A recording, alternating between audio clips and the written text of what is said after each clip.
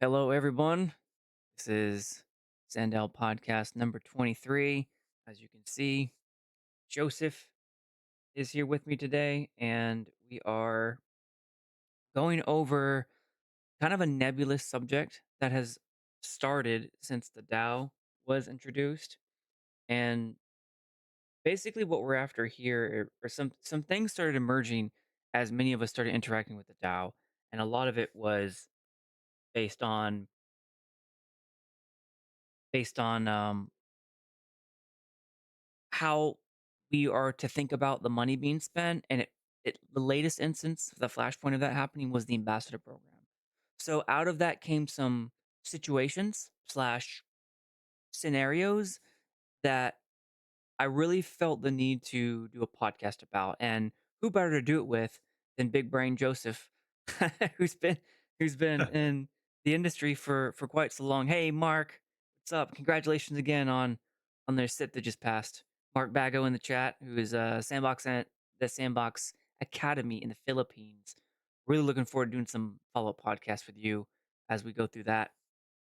But today is going to be about the house rules. It's more of a kind of an intellectual thought exercise, and um, I'm looking forward to it. And I'm a little bit nervous about it because there are some touchy subjects that we may or may not be able to engage in because of just the way the DAO is unfolding and all of the background behind it. So with that, we'll move on to scope of the talk. So today is about discussion. Joseph and I, we came prepared for questions and stuff like that, and an exploration of the idea for how we approach the money, the sand that the DAO has to spend.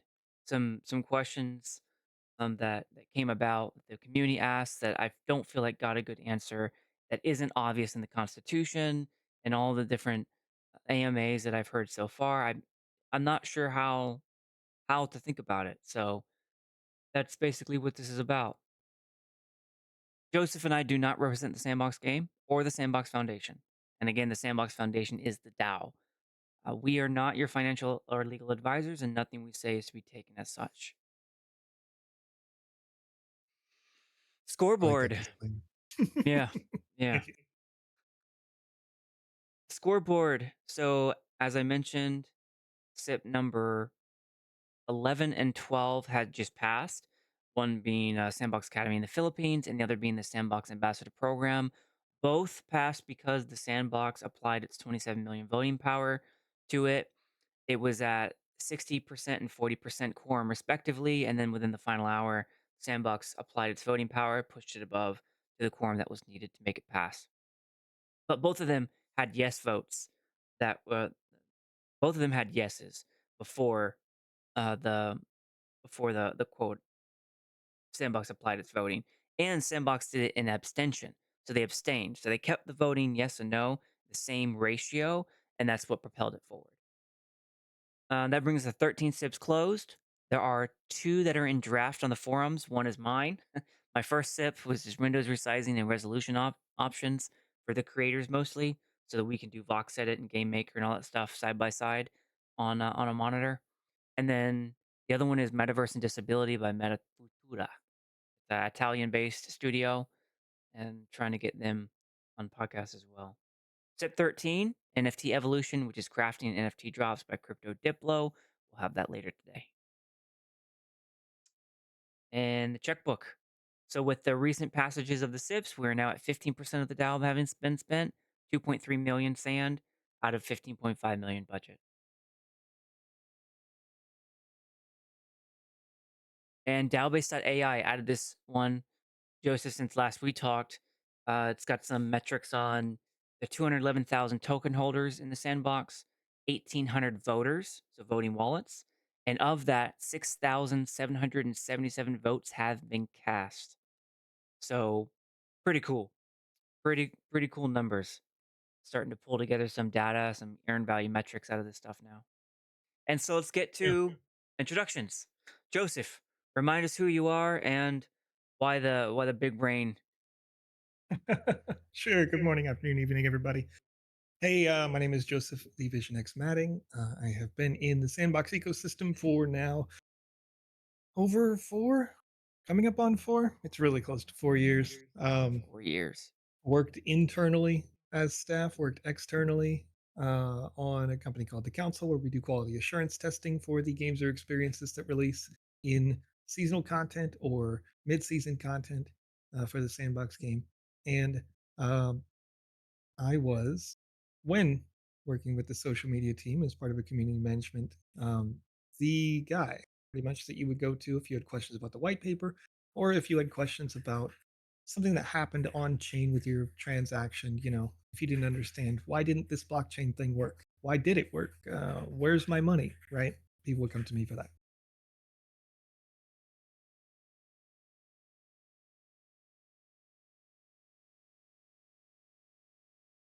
So as you can see, Joseph has been around for a long, long time. And one of the people he was heavily involved, as he mentioned briefly there, involved with the white paper and the token launch on Binance. So if there's anyone who has a solid foundation of where we have been, how we used to think of tokenomics around all of this, and how someone who can translate that into today in the DAO and how it's now we're using sand as part of tokenomics question mark, and then tying that in with what we're seeing with the SIPs that are being passed and the comments that are surrounding it, both from the DAO team, the SIP authors, and the community. So that's that's one of the main reasons why he came first to mind for me at least. And I'm Lanzer, so I'm the podcast host. I'm a landowner, published two experiences through Meta Worlds, and I have a contract negotiation background, a contract writing, proposal writing background, which is why you see that I have 5 SIPs that I've already submitted because I do this professionally, and I love business, community, and gaming, and the DAO is the intersection of all three. So that's why I've been pushing out so many episodes because this is just a really interesting topic, and how the politics of real life play into digital currency and gaming and community all at the same time. So here we are. So the discussion. So today's kind of separate into three case studies, three things that cropped up in the past month that to me brought about this question mark for how the DAO, how should we approach the DAO spending its money? Case study number one was the newly relaunched ambassador program. There were some discussions around there that we'll get into first on on comments made by the SIP author, which was the Sandbox marketing team. We found out comments made by the DAO administrator during the AMA, comments made by Seb, COO and co-founder of Sandbox, and then how the comments that the SIP itself requested for. And is there contradiction in the way in the theoretical approach? That's what we want to get into first. The other two, a case study, Krafter's UGC creator SIP. It was a draft SIP, so it didn't go to public comment yet. But there were some interesting intersections and correlations that Cyril's response gave that I think play into this discussion. Case study C is the SIP 10, the blockchain events that did not pass. So it failed to meet quorum, but that would have funded 2024 conferences and a number of studios and individuals attending on the sandbox's behalf, and in some cases promoting or not the Sandbox DAO. And that promoting or not really is what thrust it into it being a case study here. Because as you read the SIP, it did not talk about promoting the DAO. And then in my SandDAO podcast 11 with Chips, who represented the authors for that SIP, he in midstream said, "Well, we can if we're getting funded by the DAO, I guess we can do that and do posters and all sorts of stuff to onboard people to the DAO itself." And that I was just as surprised, I think, as he was when he asked me, "Well, what do you think? How can I make it better?" And so that brings it into here. And then we'll get to the very end. The question I think, which is the smoking gun, is, and we might answer it by the time we even get to it. Should people who get money from the DAO be allowed to answer to the sandbox instead of the DAO? And I mean that exclusively. So probably hit that first. Before we start, Joseph, what do you think? What's on your mind? How would you like to go? Well, I love, first of all, the conversation that's happening because I think all of these topics really sort of flow into each other and they help uh, both the community and the sandbox better understand what the DAO needs to succeed. So, one of the targets that the DAO has had recently is that they want to make sure that the not only can we reach a quorum on things without the sandbox intervening, but also that the quorum can be really a secondary thought. Like there should be so many voters with lands, with sand, that these topics, regardless of what they are, have enough engagement to just pass or fail. They shouldn't need, um, you know, they shouldn't need something like what we saw recently, where the sandbox comes in, puts in an abstain vote just to push it over the quorum limit. It just shouldn't be, you know, a thing. Um, so I think all of this conversation that we're about to have today leans to that, where either the community may become disillusioned by this mix in communication, this uncertainty of these decision makings, or there will be certainty that is given by the way that this is working, and the this that certainty could come in the part of the sandbox game. It could come on part of the administration over the DAO. It could come on part of the community itself, right? But anyway, I think what's going on right now um, is, and I'm going to hit on some of these topics more from my understanding, is going to be evident based on the way that this system was built. Um, and you know, this is a difficult thing to do, to build a DAO, to make this process get kickstarted. It's also a difficult thing to do to understand how this was always, again, in the plan. I mentioned this last time I was on the show, but also how do we transition from a centralized building structure to a decentralized building structure? Because that's really what you're going to see in a decentralized platform over time, especially again as we get to the end of that roadmap for the sandbox game. It should be assumed that the community would pick up and run with this product, while there are still some staff that must exist to manage the infrastructure. So, talking about what happens today is talking about that balance between that centralized infrastructure and that decentralized, um, you know, voting and implementation mechanisms. Hmm. That's interesting you say that. I don't think I really connected that piece about the quorum and how we reach a point where it's near it's we're only talking about pass or fail and not whether or not quorum is reached. And tying that to the certainty that the community needs to be able to participate in that sort of thing. Yeah. Yeah, and all of this, by the way, this is me approaching it from I don't know the answer. I'm trying to figure out how where I stand on this. I just know that there's something unsettling about what it is I'm seeing, and I want to reach a point to where I can articulate what that uneasy feeling is, and so this sort of stuff is helping me get there in real time. I'm at the point where I see what I think is a contradiction, but I don't have enough information, enough data points to be convinced of that. Maybe I don't understand because I've only been in the DAO for May 28th when it was announced, and I'm like, what in the Sure. world is a DAO? And so thus begins my journey.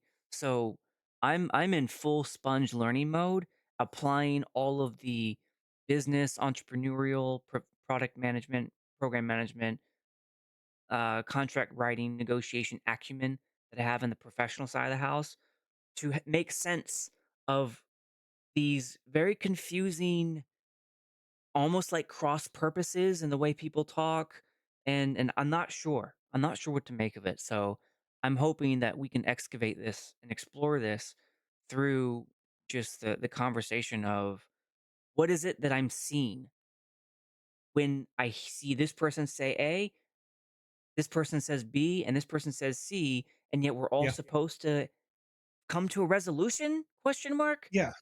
Well, yeah, I mean, just to touch on that really quickly, you're also gonna never really be able to see the full conversation in a centralized business infrastructure because those folks, including myself, are under non-disclosure agreement for certain acts and actions. So if you Okay. propose tomorrow, hey, we need to have season 6 of the beta or whatever, you know what I mean? Like this needs to happen. There's gonna everybody would just go, oh, I don't know. That's crazy because there's no way to say that is or it is not going to happen because of that restriction from their non-disclosure agreement. Huh. And then there's definitely gonna be one or two people in the company that are going like, "Shut up about that." You know what I mean? Like, it's just it doesn't really matter what the topic is. There's always a few of those. You know, if you talk about like, oh, here's some changes that we need to make the Vox edit, you may and again, I don't know the details of the proposal or the details of the team working on a Vox edit or any of that sort of thing at the moment. But your pitch, right? You've got your proposal up there to change the size of the window.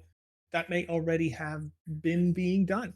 And then you go and you do all this proposal and you put it up there. And they go, yeah, you're like, we don't need that because we're already doing it, if that makes sense. You know, No, that and that it they was won't be able to part of the talk about it feedback. out loud. Yeah. Yeah. Yeah. Their part of their feedback was that this is some of this is already in the backlog. And I think some of Yeah. it wasn't until I proposed that SIP and the product team saw it, but I don't know for Yeah. certain. They said some of Sure. it's in the Sure. backlog. And I'm like, Right. well, part of the SIP is for it to be done within the next 2 releases rather than late Right. 2025 because I've Yeah. been waiting on resolution options and window resizing since 2021. So, Right. Yeah. Yeah. And there's not like I mean, there's some light technical restrictions to that, but really like, you know, changing that window frame is like just making it have a responsive theme instead of a static theme based on percentages of your screen or what pixels is what I mean to say. yeah. Yeah. You know. Um yeah. Yeah, so for what it's worth, that's up there now, but I'll Yeah. have to interview myself or something here in the next week or 2 when it goes to vote. Yeah, so I'm All right. I'm So, in full sponge mode, wanting to understand the full environment that appears to be in conflict or contradicting itself with no clear resolution or academic approach. I think that's the way I wanna phrase my own words on that one. All right. So case study number one, case study A, relaunching the ambassador program. So here's the setup. In the forum discussion with the TSB team, the ambassadors, all my friends responded back to my questions that the ambassadors will have a contractual agreement with the sandbox. That contract will auto renew on a monthly basis. And then this is quoting, we may leverage ambassadors to distribute information for a launch, support a sure. proprietary partnership launch, promote a SIP, etc. Now that was later on clarified to the AMA. And at the AMA on 30 August, so that was after this message was given to me by all my friends and on the forums, Amit, is it Amit or Amit? Amit. Amit, okay. Okay, I've been calling him Meat. Apologies, Amit. So at 30 minutes in, Amit said, the Sandbox's existing ambassador program has been managed by the Sandbox's own community management team, and this will remain the case. The DAO won't be the active managers of the TSB ambassador program. It will be the source of support, meaning money, The actual management will remain with the community team, of which the existing ambassadors are, you mentioned Panda Pops and others, and also Joseph raised his hand there. Cyril then said after that, oh, go ahead. Go ahead. Oh, sorry, I was actually waving at the chat Okay. because So somebody said hello.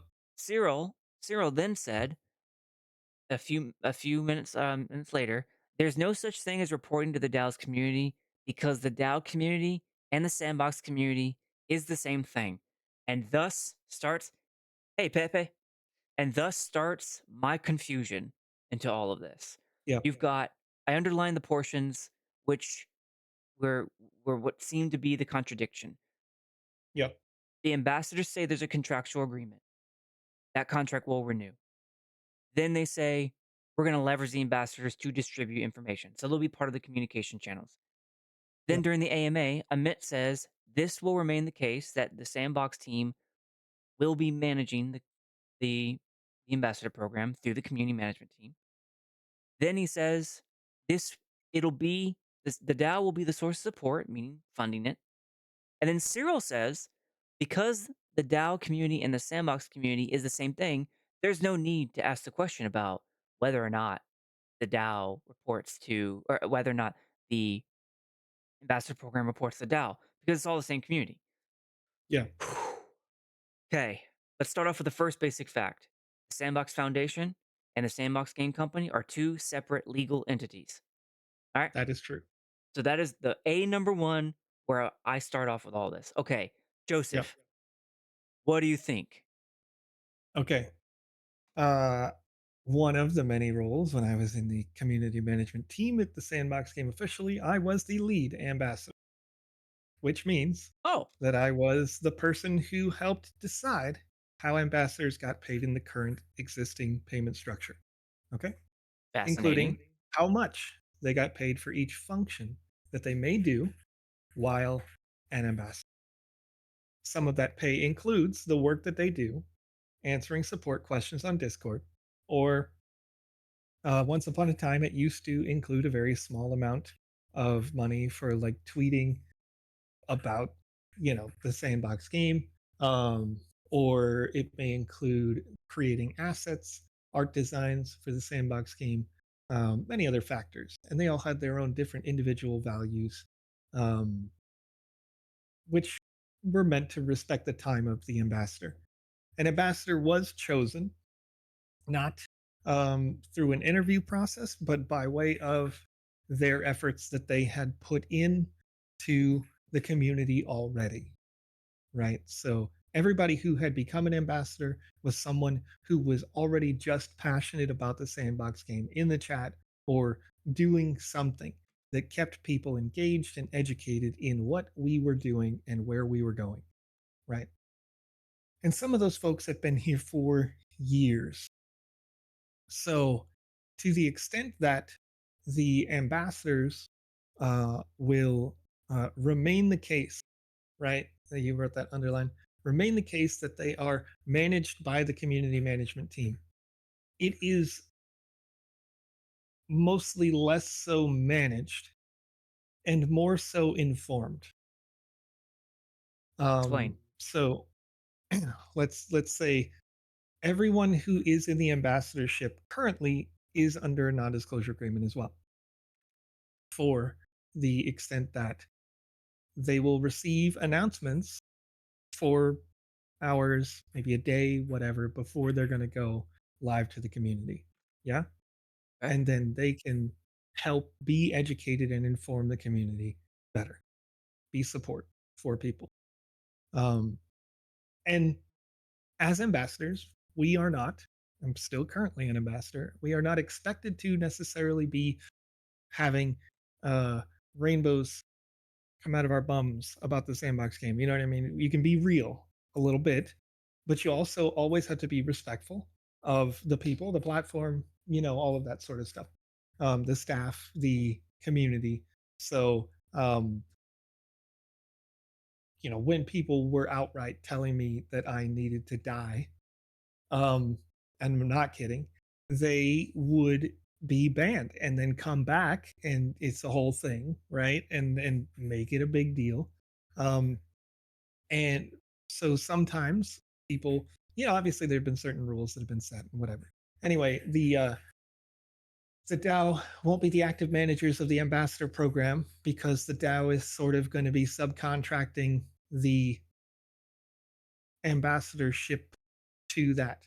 Um, Okay. it's interesting though that you mentioned, right, that these two things aren't the same, because on the one hand, the entire DAO has been funded by the Sandbox Game. Sure. Sure. It is its own established legal entity, however, and if that DAO is hiring uh, the ambassadors contractually, and it'll be interesting to see what the paperwork is like, then that will be the thing that tells you ipso facto they definitely are or are not hired by the sandbox or they are hired by the DAO. So at the moment, um, ambassadors have a sort of a handshake agreement, basically. Like, I don't know an ambassador that's contract hasn't sort of expired and done exactly what they're talking about here, where it's month to month, um, in this proposal. Um, However, in the new proposal, I also don't know an ambassador, at least a passionate one, that isn't taking a significant pay decrease by this, right? Like, ambassadors aren't expected for this to be their job, um, but they're paid for their time, if that makes sense. Yeah, that makes And sense. so a lot of the ambassadors, a lot of the direction of the sandbox game is to be centered English first focus. Um, like everyone must speak it as their second language at least. And some ambassadors managed specific countries' chat channels because they're the only one that speaks Italian or whatever it is. Um, but the difference is pretty dramatic, in terms of what they may potentially be paid. If an ambassador is putting in, 40 hours a week, that sort of thing, they can reach a maximum cap of pay. Um, I'm not sure if I'm allowed to say exactly what that is. It's not that much. It's certainly not enough where I could quit working. You know what I mean? Like, it's just a thank you that goes out there. However, 400,000 sand, uh, just for the rest of this year, assuming it started September 1st, which it didn't, um, for the rest of this year wouldn't have been enough to reach what they were doing for those hardcore dedicated ambassadors. And the other half of the way that it's written, all of 2025 is another 400K. So then it cuts down to a quarter of what was already a cut down. Um, so I think what will probably happen if, and it sort of has already, I'm allowed to say, I'm not going to specify who, why, where, some of you may know, is that some of the ambassadors that we already know may stop doing it because they just, you know, what's the income versus the level of harassment that you take as a community facing ambassador who's handling all of the trouble. I'll put it that way, right? If you like when I way back in the day when we did the Walking Dead land sale and it broke, and I had like 1,200 people in the chat. And since this has been deleted off the VOD on YouTube, so you can't really find it. Um, had like 1,200 people in the chat just literally going, "It's broken. Why is it broken? I'm trying to buy this now. I want this land." And they were hype, and it was a stressful day, you know. And when you get those moments where the sandbox company, not the DAO, are frustrated or frustrating the community rather with a decision that they may make, and this happens, whatever. You talk about it, you work through it, and you move on. We fix the problem, right? That's what the community management should do. But if if I'm doing that for $2 an hour, I'm out. You know what I mean? I can go get You yelled don't at get by paid enough somebody for at that. McDonald's. Exactly. Like, it's just not worth getting. It's not worth the stress on my Yeah. life. Now, Say the same thing to somebody who works in Argentina, in the Philippines, you know what I mean? Where that dollar goes a lot further. Maybe it is. Maybe it's worth it to them. Um, and so the turnaround is there. Uh,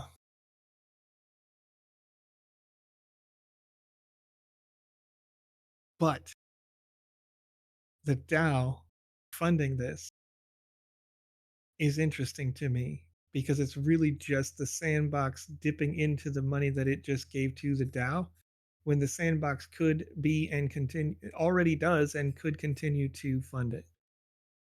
So the um and maybe there's a reason for that if we don't think about just today. If we think about how this translates to December 25, I assume that's going to be the end of the roadmap for the sandbox. Maybe it's been stretched by additional funding. If it's December of I don't think I understand 2025, that. Say that again about 2025. okay, so roughly, this is my estimation, and I know I don't know the numbers off the top of my head, but the original white paper came out in August of 2020, and it had a 5-year roadmap. So the 5-year roadmap was supposed to have all of these features will be done within 5 years, and it is sufficiently decentralized in the hands of the community, all the lands, all the sands, you know. Um, to this point, you can see on the map at sandbox.game that not all the lands have been sold, but there is a whole bunch of it that has been sold. So, do they keep up with that schedule? Do they sell out all those lands before the end of 2025? If they do, then you'd be more decentralized and more prepared for this DAO because landowners have a really strong voting percentage. You would probably have more engaged people who can help keep the DAO, turning. Um, and then the question is at that point, when you talk about decentralization, if they do exactly what they said they were going to do, then they turn the keys over to the DAO operationally, and the people start making decisions with where the roadmap goes, right? Does that happen? That's the transition that we're in, and probably the confusion that's happening right now with things like this. So, the ambassadors at that point would be something that could be a SIP, where you would say, I propose that we re-elect ambassadors. And maybe your SIP says we fire everybody. Maybe your SIP says we keep these 10 people because we like those ambassadors. Maybe your SIP says we just add 10 more ambassadors. And, you know, the community would potentially be in control of it if the DAO is funding the ambassadorship, potentially. But you'd have to pitch a SIP and get it up there for people to be there. And eventually, if the sandbox isn't funding the community management, then the ambassadors would be the community manager because it gets sufficiently decentralized. It becomes fully autonomous as a company. Fully, How can I count on that being a positive thing for the DAO? And I'm just gonna be total devil's advocate because I need yeah, to figure out where the contrast is here. So I have to take the sure, extreme position to figure it out. yeah, How can that be beneficial to the DAO if they don't answer to the DAO? right. So when you say answer to the DAO, who do you think that means? I'm okay. That's a great question. When we haven't gotten to this point yet, but we're Yeah. going to. So Okay. I'm thinking an elected council. So the special council would ideally be that. Right now, Yeah. they're not. They were elected, but I mean they were elected as part of the DAO was.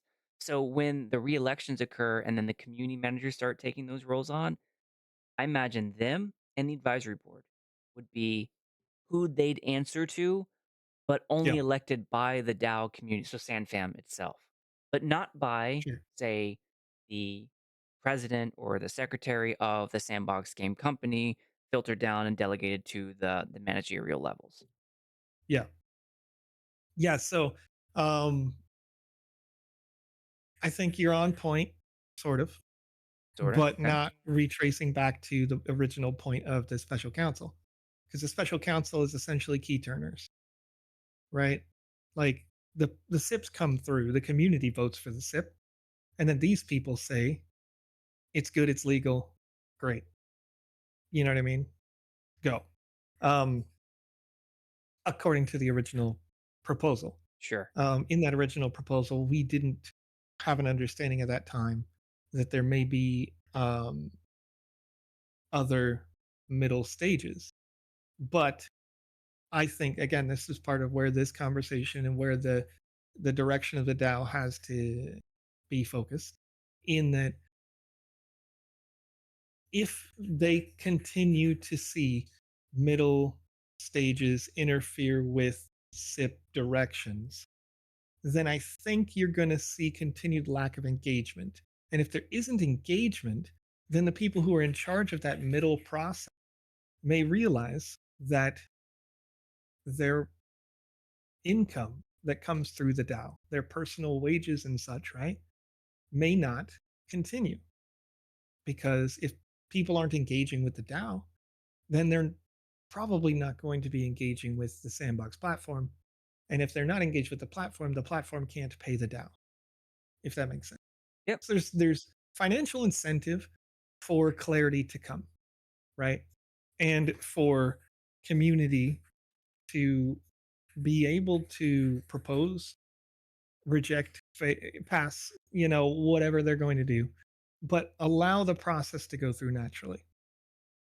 And when it comes to the ambassadors, um, I think to a certain point, I think Cyril's correct to say that there's no such thing as reporting to the DAO's community. Because now, it's interesting because the sandbox. Now, forgive me because I'm literally not on it. Is there a Discord for the Sandbox DAO? No, there's No. just the DAO forums. Right. So with the DAO forums themselves, um, the only place where people can go to talk is the DAO forum. But There is a often, DAO discussion channel inside the Sandbox Discord. right, often they go there. And they were just in general chat, which is why it got created. Got it. And so over time, what could possibly happen is as the sandbox is getting sufficiently decentralized, and by that I mean there's less free fake internet money to go around. Um, that's a joke, by the way, chat. Like I have sand, use sand, love sand. We I all buy have some. assets. You know what I mean? But I call it fake internet money because that's how I get people who aren't in the crypto space to understand Yeah. what that means, right? How do we use it? How is it, is it tangible? No, but it's real, as real as going to your bank and using your debit card. Anyway, so as that new inflationary monetary supply runs out, right? The new sand that's coming into the ecosystem as part of the plan from the white paper. As it starts to run out, unless there are other income channels, uh, that 5%, I've mentioned it before, in trade, then really you just have to decide operationally from that centralized side, um, who gets to keep their job, what's important. And eventually, if there is not a sustainable flow of centralized money, the people who get to keep their job are going to be almost nobody. The tech side on the back end that keeps the servers running, and a few operations people that keep events running, will probably be the core and most important thing. So, off peak of nearly 400 employees at the top of last cycle when it was like $8 per sand, you know, um, obviously operationally things are going to change now. But eventually, regardless of what the price of sand was, they were going to have to decentralize because they just couldn't afford to be centralized anymore unless the flow of trade stays really strong on the marketplace for a really long time. And so, if you want things to be the way that they've been, continuing to develop the way that they go, that is us as a community in the DAO or otherwise, accepting that they know what they're doing. They have been doing it right Um, you know, some people will say they may have been doing it slowly, but it's irrefutable to say that this is the furthest along that anything that puts itself in the metaverse group uh, is. There's no other platform that can do what the Sandbox does. Anyway, So that so almost sounds like it's a risk mitigation strategy. yeah, but that's always what that's always what the plan was, right? It was give us 5 years to build this platform for you, and then it becomes open source, which is another way of saying decentralized, and fully decentralized economy. So this was the plan from day one. And the question is, or was, how much do people and people's greed potentially interfere with that plan? Do Oh, you allow it to continue beyond year 5? Um, and I think the community widely, like if you're going from the decentralized principle, do we vote in the DAO? Do we say Seb has done a good job? I think the community at large would say yes. You know, yeah, um, I think so too. do we say that certain individuals have done a good job? I think, you know, community may point to certain people and say, you've done a bad job.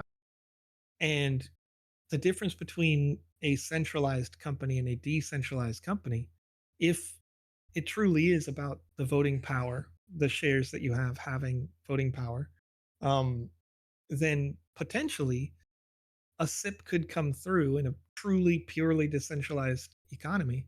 A SIP could come through that says, fire Joe, he's trash, you know, and don't even have a plan. Just hire anybody else.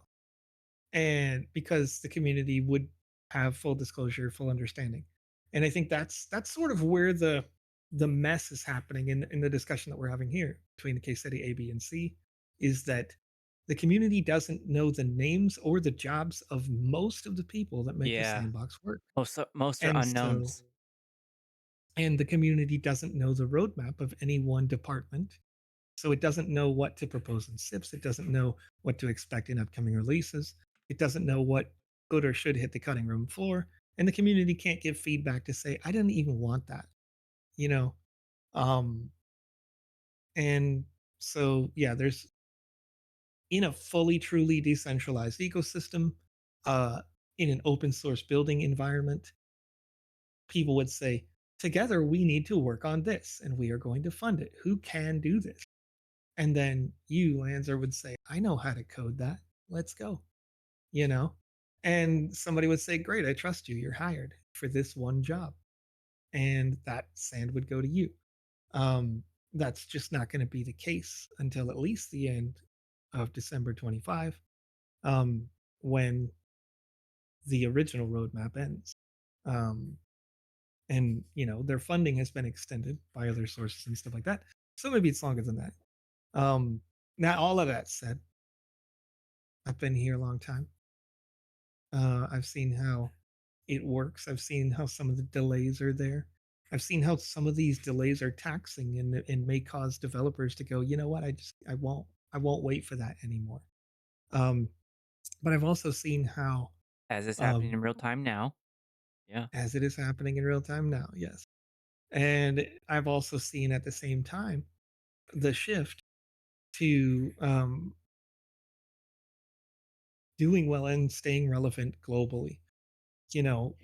Korea, China, Turkey coming to mind as great examples of emerging economies that, or already strong economies. China is already bigger than the U.S. now. But being able to go into these places and get new people impassioned about the sandbox game, um, and you know, we're going to touch on some stuff later as to why that matters. So Okay. anyway, So what I'm hearing I is did a whole that lot. in the relaunch of the ambassador program with the DAO, Yep. where I am saying that the statements the DAO community won't have a say in how the ambassador program is managed. One, two, the Sandbox DAO community and the Sandbox Game community are the same thing. Mm, Three, the DAO should pay for the ambassador program because the DAO's vision and ambassador program are aligned. Four, ambassador program is part of the Sandbox Games operating expenses. 5, the Sandbox Game Company and the Sandbox Foundation are two separate entities. With those being at play here, what I'm hearing you say is that the DAO paying for the ambassador program is a risk mitigation strategy and a broad fulfillment of its original intent to decentralize the economy and the operations, so that should they become insolvent or have difficulty in I guess staying above its operating expenses, as you mentioned times before, that they can separate out the ambassadors from who's going to keep their job, who's not, and all that sort of stuff. Yeah.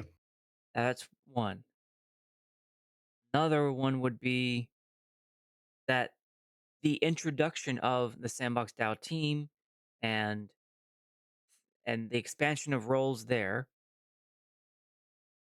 needs more clarity because that wasn't anticipated, at least in the white paper days, or at the very least has introduced new,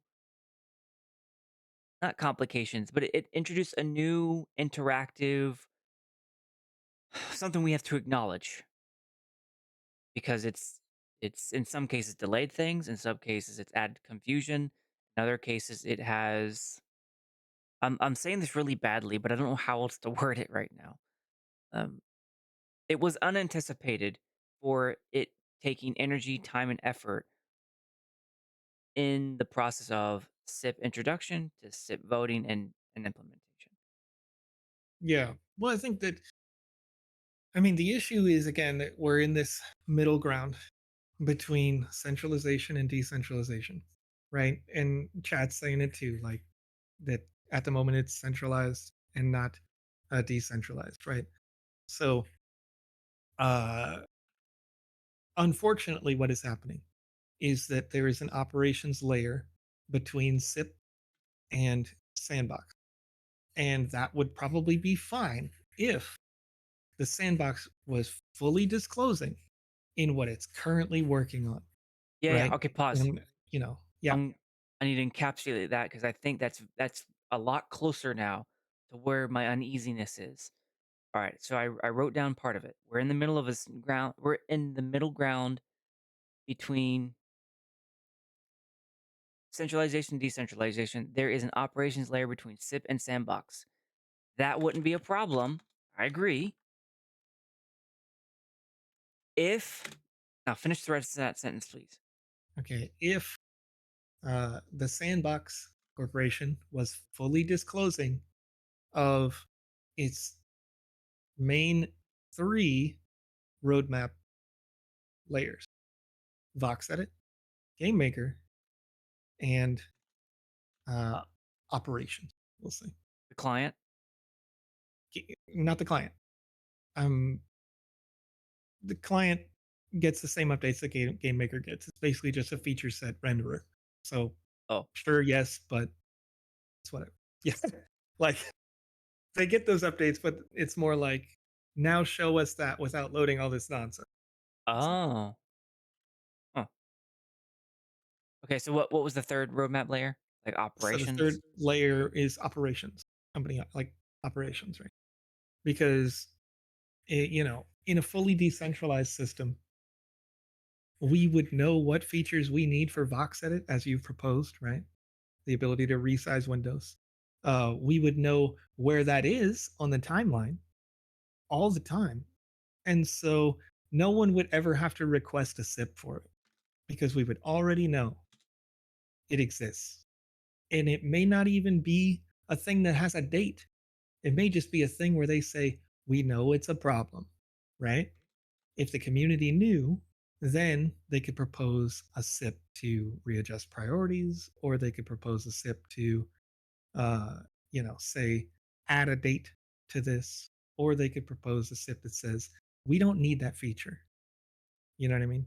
And we could save the sandbox time and money uh, by prioritizing that as a group. Because one of the conflicts that we run into when you have a centralized system is that one or two guys or gals has a great idea, or so they think, and they start telling people, we're going to have this great idea, and the work is already being done, and the community's like, who gives a damn? You know what I mean? Like, I mean, there is a certain feature set reason why having the ability to embed video in your metaverse was a cool idea. But if this is a games platform, embedded video doesn't matter. If this is a platform where people can host a concert, embedded video matters. How many developers do you know are hosting concerts right now? Real answer, Probably none. none. Like 5 in-house. You know what I mean? Like, if you look at the map, you've got, uh, Deadmau5, you've got Snoop Dogg, you've got whatever, Aoki. Aoki, right? A handful of people who care about this video format versus most people who wanted to see ranged attacks implemented. And ranged attacks took 2 years longer because we had to have the thing they sold to Snoop Dogg and Aoki and whoever for video embeds, you know? I did see a good use for it last night when I saw the Sandbox tutorial that just launched, and part of the when they would show part of the billboards was WSAD, and it showed like an Yeah. animation of hitting WSAD, an animation of climbing.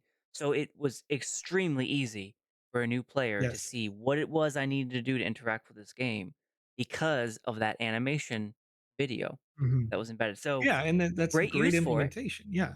There's definitely some value to it, Some value, but yeah. that's I think that's the difference between what a decentralized decision-making process would be versus a centralized decision-making process would be. Because if you had asked devs widely, "What do you need more? Do you need it to be able to, like you said, make WASD blink, or can you just have an NFT frame?" Fair. Do you need that? You know, That's you fair. the pop-up that exists in most of the games right now, literally in your face, it goes, "Press W to walk forward," you know, and you're like, "Damn, I have to acknowledge this." Okay, right? That's sufficient. The cool thing, of course, is to make the video graphics happen and I whatever. get it. Opportunity And cost.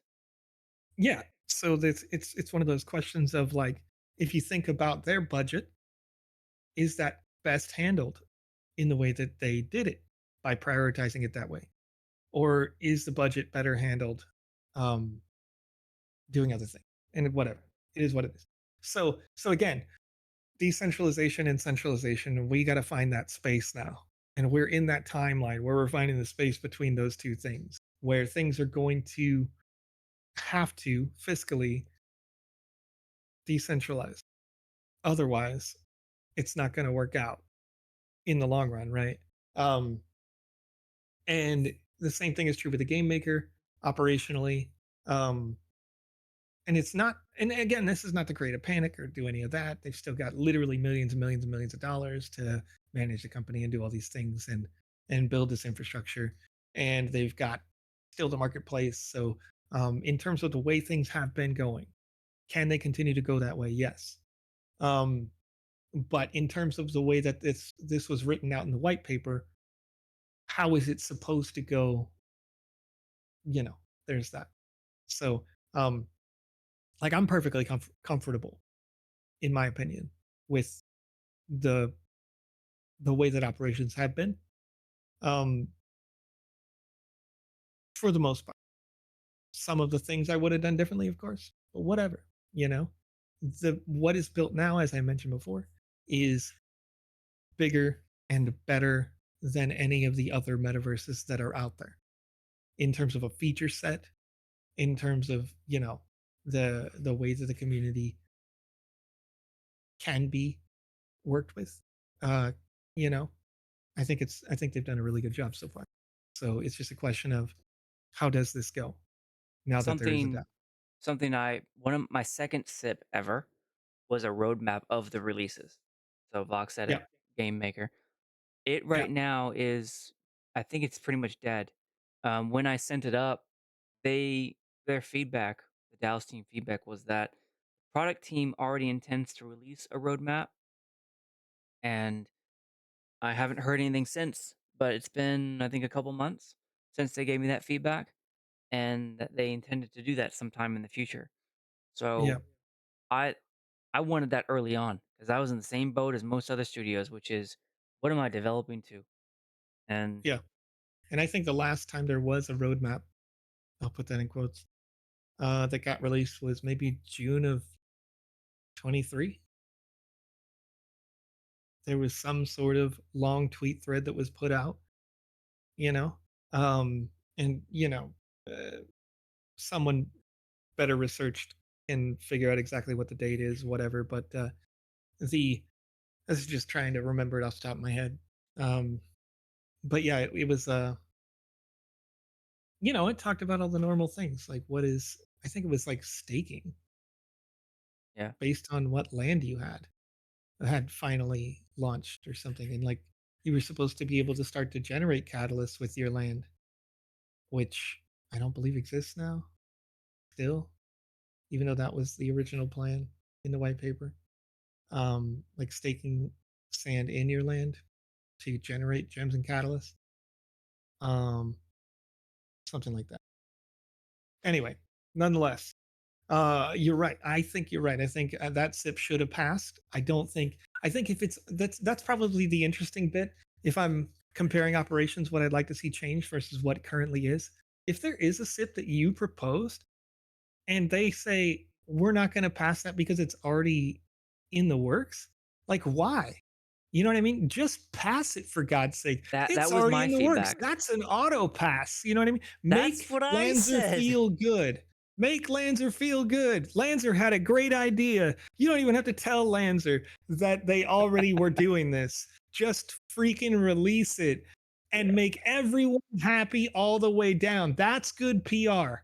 You know what I That was mean? my feedback to them, and their response was, "We want to be judicious in what we spend our time and effort on and our resources on." Yeah, you And are. You're already spending time and effort on it. I don't know, I What probably the hell? spent, what, 10 or 11 hours on this SIP to create the visuals of, "Alright, if it looks like this, then it will be useful to me as a studio," and all this sort of Yeah. stuff. I spent a lot of time and effort to make Oh this my god. happen. That exists 1,000 times. Exactly what you were showing exists 1,000 times. I promise you, I swear to God, in PowerPoints, in Excels, they're spread all over the I Sandbox believe game you. internally all the time. I People believe you. waste hours of their day every day creating a roadmap for something that never gets released all the time. And that's normal business. So there's no reason why somebody should have shut down a SIP that said, show me a roadmap if the roadmaps are already being worked on. If they already exist, don't say no. Say Yeah. yes. Let the community have what they want. It's not I'm that hard. in I'm pretty much. I think that, they sent it back to the product team, and the product team is trying to release it, or I don't really know where it is, but it's definitely not moving forward to the special counsel. It's Right. stuck in purgatory, and then I think it's archived now at this point Sure. in Was there. there a budget on your proposal number two here? Did you put It money to was, this? so I gave a, yeah, I gave in the full SIP, I gave a choice to the community. Either you can pay Lanzer's MetaWorlds team, who we have professional product management and program management experience in scheduling. I will develop the baseline, hand it to the product team with the link, and they can just update it. Yeah. And someone showed me this the other day, Trello. So Fortnite has a public Kanban system of shipped, scheduled, Q1, all that stuff. This And to already me, exists as well in the Sandbox game. beautiful. Beautiful. This thing Yeah. is beautiful, okay? I would even Yep. make this. So I said, I will build it for a small fee, or the product team can build it, and here's the stuff that I how I would build it. And Yeah. I gave them the choice. Does the community want me to build it for the product team? Does the product team want to build it? And Yeah. there we go. But they didn't Nope. like that. See, but okay, but this is so operationally versus centralized versus decentralized, right? Yeah. The centralized system has a lot of releases coming, and it's all under NDA. So you can say release one, two, three, four, five, six, seven. You can't say what they are. The centralized system runs into literally any problem, right? So let's say that they want to update the game client or something. in preparation for an upcoming event because, as I mentioned, maybe it's a Snoop Dogg thing, maybe it's a Steve Aoki thing. I don't know. Maybe it's Gordon Ramsay's Hell's Kitchen, and they need some special update to the game client from something that someone promised them. So you have to update the client. The client has to then be tested. If the client breaks something old because the new thing was put in, then that pushes that roadmap down the line a little bit. And it's something that every company sort of runs into, and most people never have to see. And it's the sort of the issue with decentralization and the way that funding or the way that token price is really managed. Like, for the most part, 100% fully disclosing company, I genuinely believe would their token would just crash. I'm not talking about the Sandbox game. Pick a company. It doesn't matter because any hiccup will have, the wolves out for you. Any issue. So I think the roadmap, as you've shown it, right? If they came out and said this is our roadmap, and they don't have these like really ridiculously far off options and always release it early, I think people would consider that a failure. But as an operations guy, that's exactly what I would do. I would say, "Sorry, this is not getting done until January. Oops, I released it in November." You know, Yeah. make people happy about the fact that we're ahead of schedule and not behind it, even though we prepared to be behind schedule and we'd have internal targets that were closer and Under faster. promise and over deliver. Yep, that's how you Okay. do it in any business. But So you know, I think I get where you're going with we're in the middle of centralization, decentralization, and the operation yeah, layer is something that wouldn't normally be a problem. I agree. One, the only part I differ with from you on is one, if the operations team was bigger than it is and can facilitate the quantity being thrust at them. mm, Mine's taking multiple months, and some of them have been waiting for months to respond back to, and it's because they have a very, very small team reviewing SIPs. So that would be my only divergence. But the other divergence would sure, be fully disclosing of the company's operations to the extent that a studio can participate and plan properly. And yeah, so then I know which SIP to propose because I see this thing's coming or that thing's coming, which is kind of what I did with SIP 1, 2, and 3. SIP hmm 1 was SIP 1 was the window resizing resolution. SIP 2 was give us a roadmap, please. These are the releases. SIP 3 was yeah, the in-game inventory filter. Like for gosh sakes, I have like 50 NFTs, half of them are yeah, swords. Can you please give me a filter to where I can just choose power and something above 75? That would like I'm not sitting there yeah, scrolling all the way down trying to find that right. random like come on. Come on. Ugh, anyways, thus The value was there. la sip this into existence, please. And so that brings me to the next thing that I'm still unsure about when it comes to this sip is the ambassador program is part of the sandbox's operations. Like it's part of its operating expense. I don't see how it couldn't be. Uh, yeah, I mean, it is, but it's not because ambassadors can be paid $0. Ambassadors voluntary. They are chosen and then they volunteer to do any of the possible things that they want to do that could possibly pay them, or they could just not care. You know, in the history of the sandbox, only I think one ambassador has ever had their role revoked because they're not expected to clock in, clock out, go to work. No, that's They were fair. people who That's were fair. already doing. I think I heard all So my friends say of the 25 there are, only 5 are active at any given time. Got it, got it. I'm understood yeah, that. Talking about as an expenditure, yeah, that would belong within the Sandbox Games operating expenses, yep, and has. and has, right.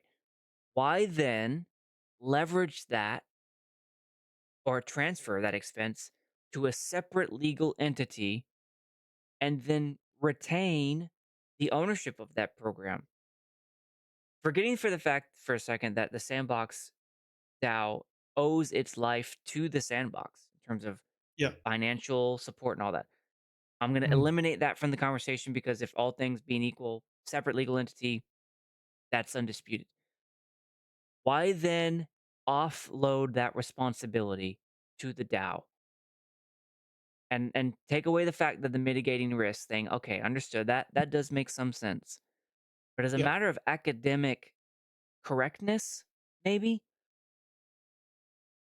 I looked at the vision when Amit said Okay, it's let me part of the vision and I'll all that. I'll I answer looked it. at the vision. I'll answer it with some known, unknown. I mean, maybe it's known. I Hey, don't know. Hoddle, I know it. go ahead, go What's ahead. up, Photo Hill? How you doing? I'm uh as I mentioned, I was the lead ambassador, yeah. Uh I believe that there will be another. There isn't currently one now. So I think that again with the information pipeline still must go centralized to decentralized.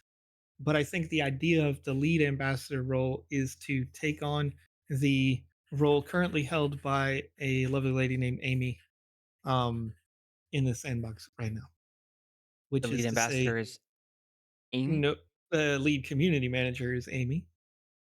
Um, but nonetheless, you won't even find her on social media. She doesn't use the social medias on purpose. I She don't think just I've does the ever work. interacted with Amy before. Probably not.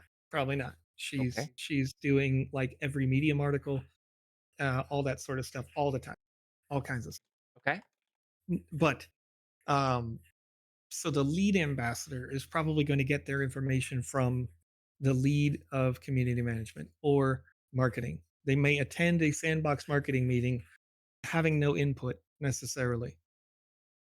They just be there, get informed, disseminate that to the ambassadors. So it's, okay. allowing that what is centralized infrastructure to have the decentralized community engagement team.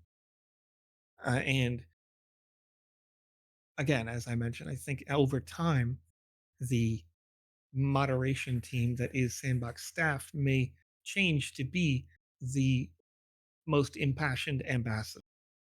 And with the problem being that the budget is being dramatically reduced, so the impassioned ambassadors will probably change over time unless people Into really what? just already love the platform.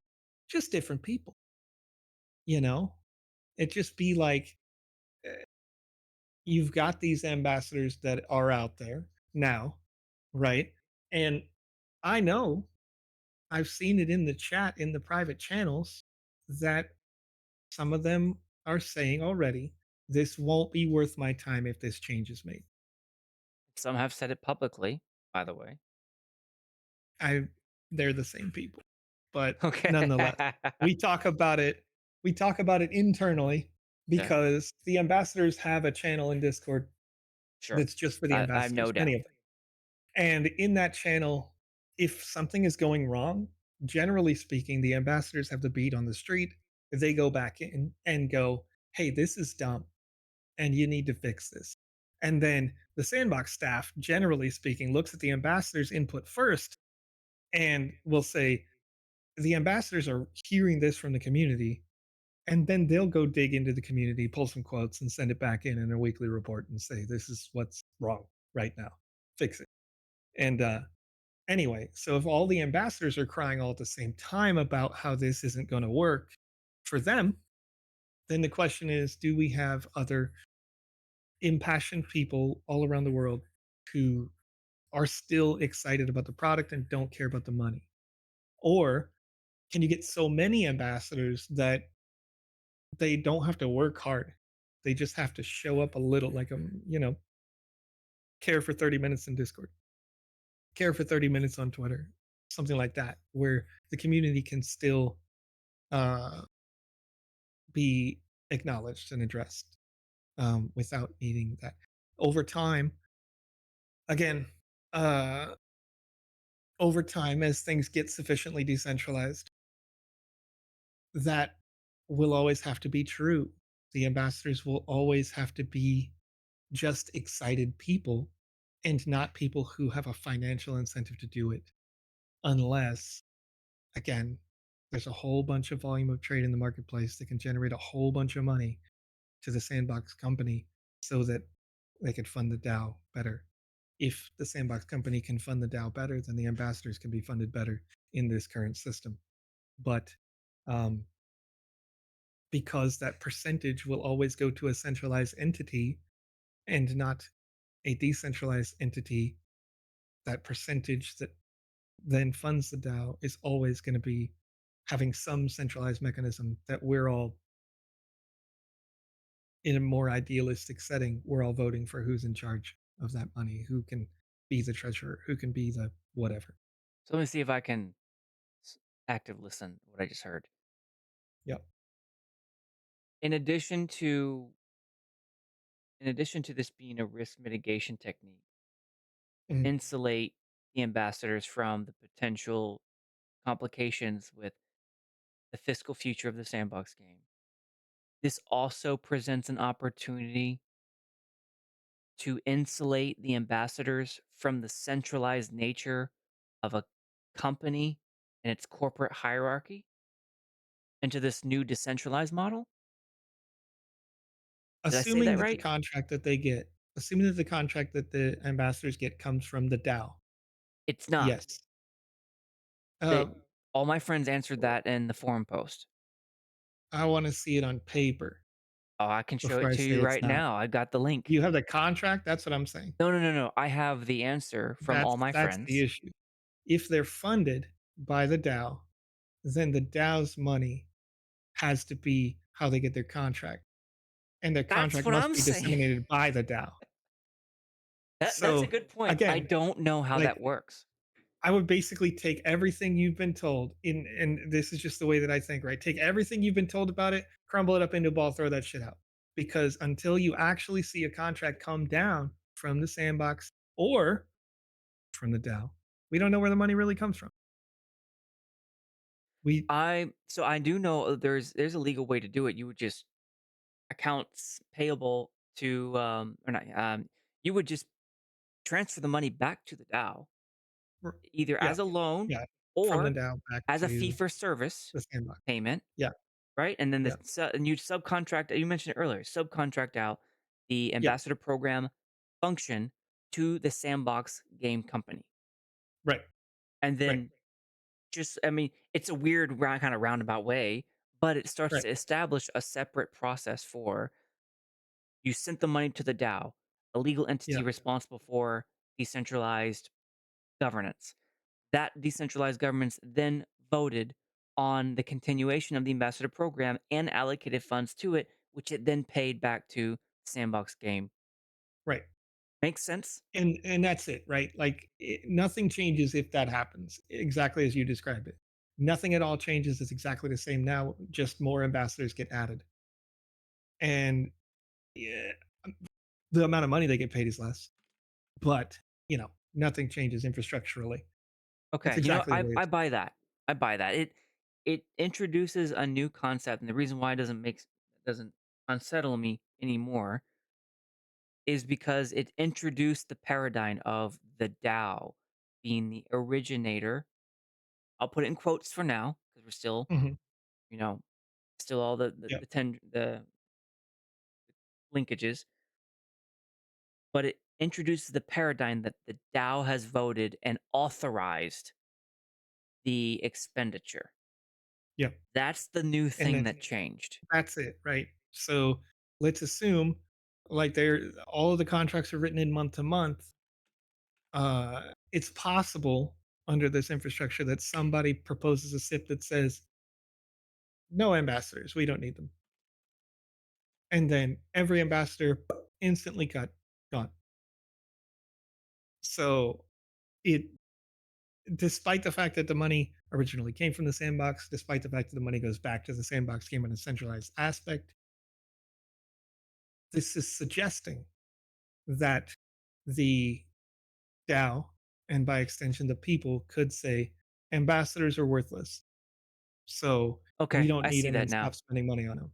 I see that now. No, that checks. Cool. I think that satisfies my cognitive dissonance that I'm having that I did have on that ambassador program. The two things that really sell it is in mid transition, there is a disturbance between the operations layer that is exercised between the SIP and the voting that has to be Mhm. resolved, and it's compounded by the, the fact that we don't have insight into the three roadmap layers.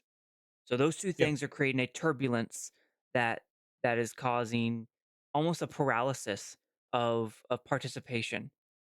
People are Right. either unmotivated, they're disconcerted, there doesn't seem like there's any hope, or why even bother at this point? And then that is channeling this, fueling this need or temptation for the Sandbox wallet to vote to satisfy basic quorum needs. All right, Yeah. cool. Cool. Check. The second thing is, why would the DAO even consider paying for the Sandbox's operating expenses? Ignoring the fact that the DAO's money came from the Sandbox, I'm ignoring Mhm. that because academically doesn't matter. But why would the DAO do that? Well, DAO would do that because it creates the paradigm where the DAO is authorizing the expenditure and the voter is the reason why that authorization happened.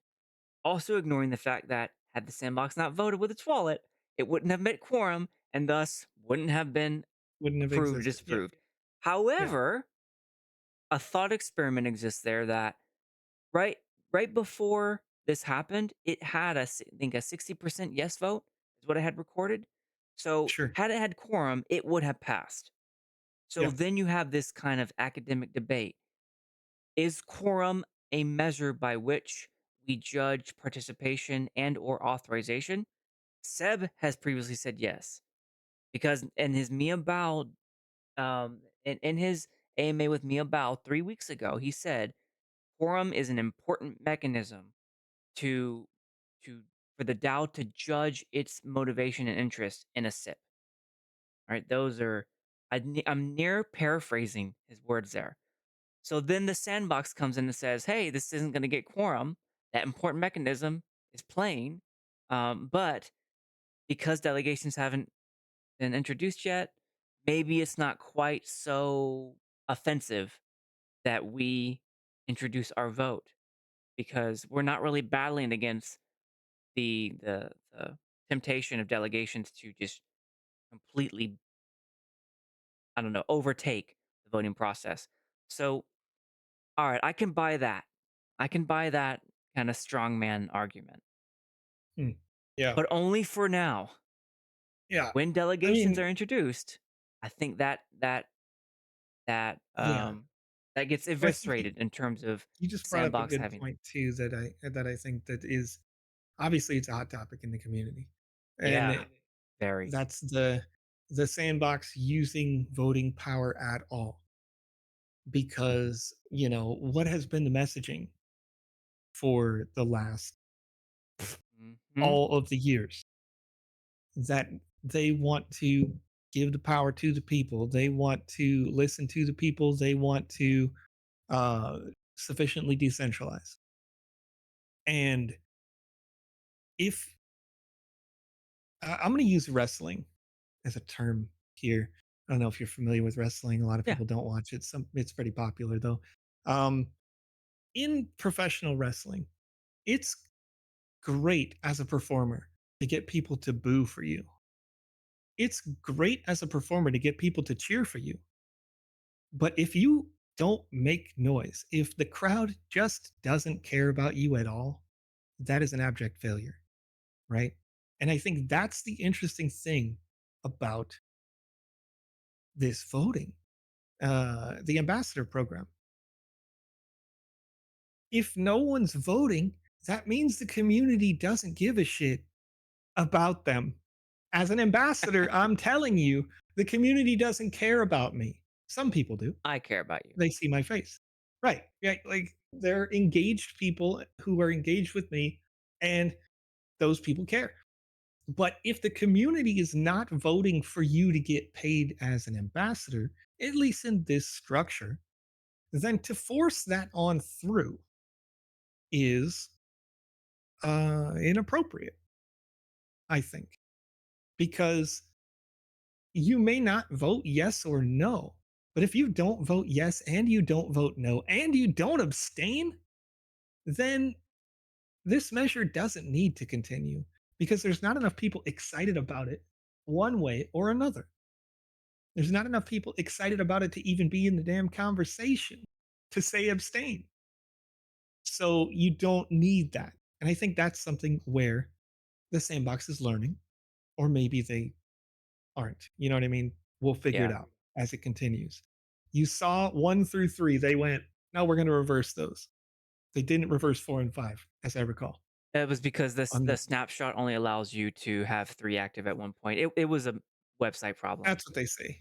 But they could choose to just ignore the snapshot. They could have another SIP proposed that says, we're going to revoke 4 and Yeah, 5. okay, no, they could have done that. You're It's right. not that They could hard. have done that.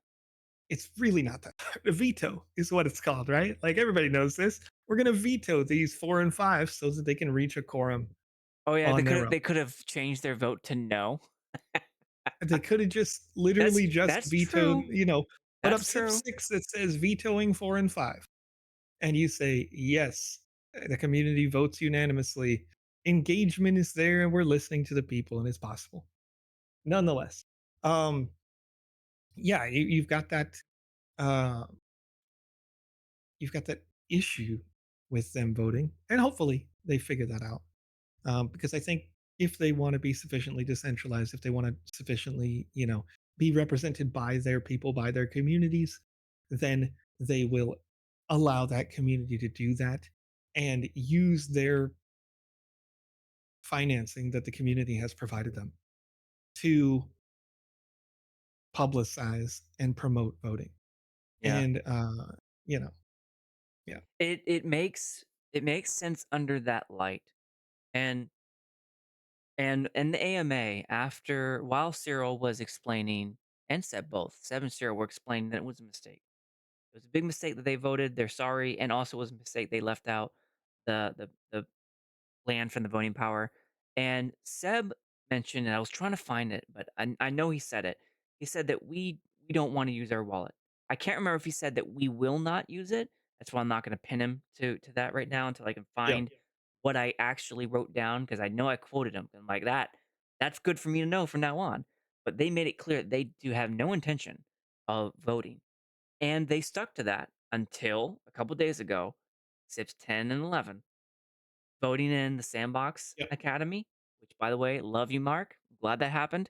And then voting in the Sandbox Ambassador Program. That was the first yeah, time they had touched the wall had touched the voting process since SIPs 4 and 5. yeah, So, and it's been silent as a grave in some cases. I've said my congratulations because I feel too many different things about seeing that vote happen. Um, yeah, I'm happy yeah. that it Well, went through. I regret the circumstances in which it went through. yeah. And And, like, I'd agree with that. I think it's interesting because knowing what I know about the way that the ambassadors reacted to the SIP and just generally hating the way that they drafted the budget. Um, uh, uh, inside baseball for you. This SIP was written before the DAO yeah. existed. Yeah, So if I you weren't gathered aware, that. I gathered yeah, that. yeah, yeah. So the first, whatever it is, like 15 of these are just, again, centralized ideas Yeah, that made me so uh, mad when I saw that. Oh my gosh. that are coming out slowly. They're slowly trickling out to continue to maintain engagement. Is it a good idea? Sure. But they're all, in my opinion, written with the same flaws, faults, right? That they don't have. And I'm seeing Don Sun's comment. I want to just highlight that. Can we get back to that in a little bit? Because I think it's really good. Um, but they're all written in the same way where the budget isn't actually thought out. Like it's not descriptive on how this money is going. And so all of the same questions keep coming out with every single one of these SIPs. From the very first one that had a giant other budget. I mean, if I go back to your slide, Lanzer, on the checkbook, you'll notice that literally nothing from live ops has passed SIPs or even proposed SIPs. And that's going to continue to happen if, as they've been saying, decisions that happen in a DAO can't affect operations. Like they literally said that you can't change the way the sandbox is operating with these DAO decisions, but they have a huge budget for live ops Yeah. and those concepts bump. Yeah. And so SIPs can't go into proposal to do things like you said, where rescaling and resizing the windows, that's probably a live ops situation. Uh, you're never going to see that budget go down. And anyway, so it's That's a fascinating point. I didn't think about it like that. yeah, there's we've talked about here so far with all the case study conversation, we either need to slowly move towards blurring the line or eventually just delete the line and allow the community to make the decisions if it is a decentralized Yeah. economy. Yeah. Well, there's something that so a future podcast not long from now, I'm gonna have some ApeCoin people in, and some Mm, of the things that as I'm listening to them BOTB and hearing how the governance working group works, they produce something called a transparency report. I think it's every quarter, and I was reading it the other day, and it basically divulges everything that the ApeCoin DAO and the ApeCoin Foundation is doing, so that people can be stay informed. And yeah. their motto is, by the way, their motto is apes don't read. So there's a portion of the community which doesn't look at it at all. But for those who wish to stay informed, it is a measure by which you can understand and base your future sips on. So it has stuff like Yeah. we took this many actions. There were this many forum users and this many new proposals that happened. This is how we judged and decided on different measures.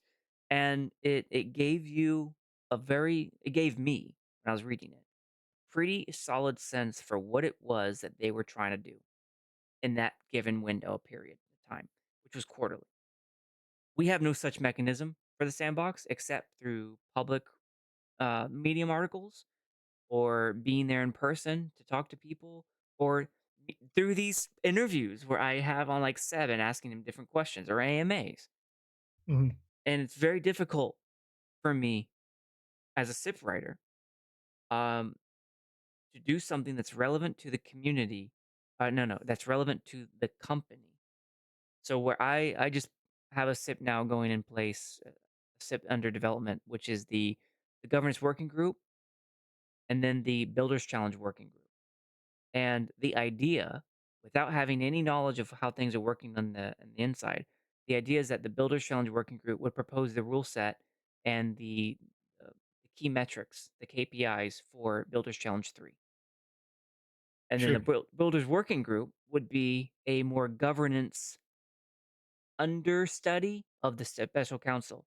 So right now there's a gap between the special counsel is deliberating on things that are legal, moral, ethical, and not redundant. But then you don't have anyone judging how how do we do process improvement. It's technically the DAO team, I think, but they're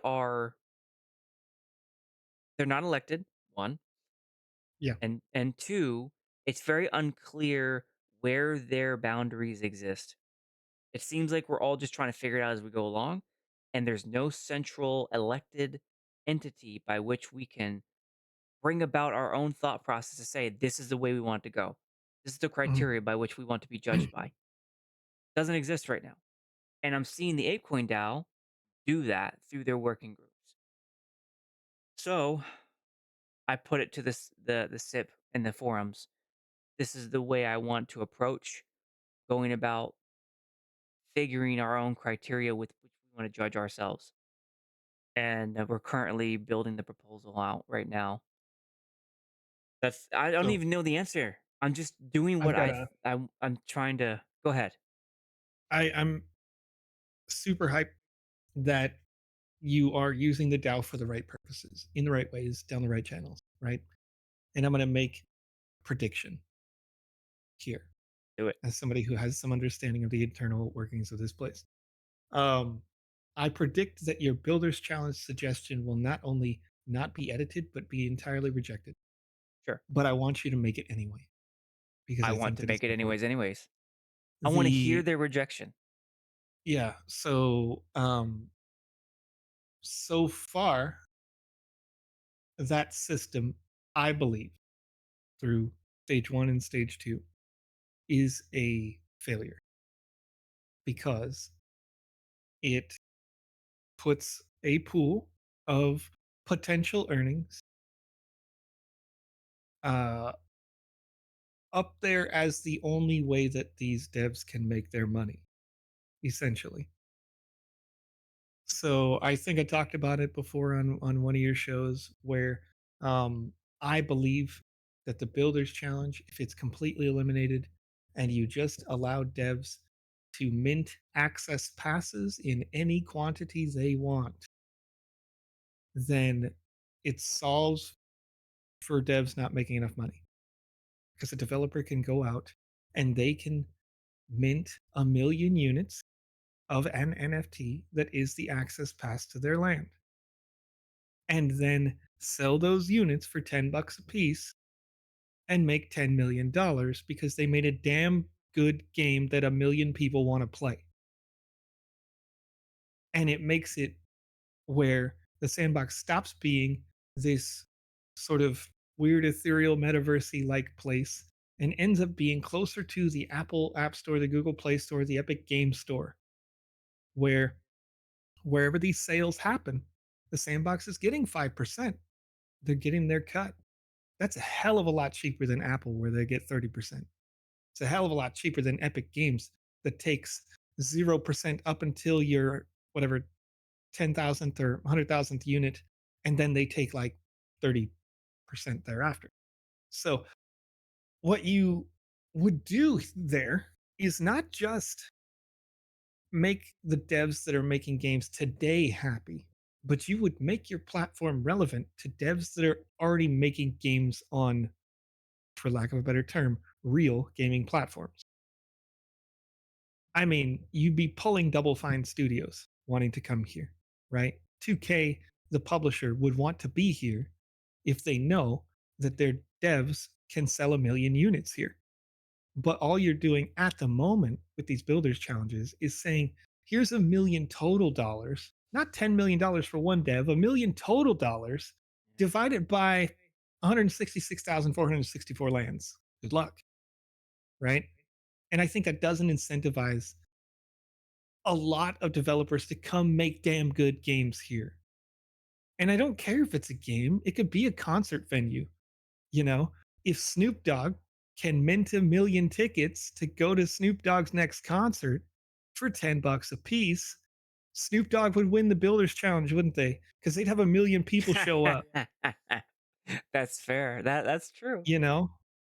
Like the marketing money to go out that wouldn't have to just come from the sandbox. It would come from the dev who succeeded and they make Lanzer's game number 2, Electric Boogaloo, and it sold 2 million units this time. And he just made $20 million, and you pull that home. And of that $20 million budget, well, out of your first 10 million, you spent $1 million in marketing because you just wanted somebody to come to your one land parcel to play your one game, and they bought it. They came and they paid for it. You know, it's not different, like or really special. Like you could easily sell this to Activision if you said, "Hey, when you sell your access pass, did you know you could make 5% forever when people resell that access pass?" They'd be like, "What?" You know? You sell that new gun for your game, that skin, that NFT, every time it gets resold on OpenSea, you still make 5% of the resale value. What? They'd be in.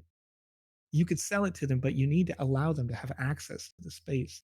And they just don't have that now. So I think the Builders Challenge, personally, like this proposal that you put out, I think you're going to run into on the proposal that they're going to immediately reject it because they're going to say, we already have plans. Why do they already have plans? Because they already recognize failures, right?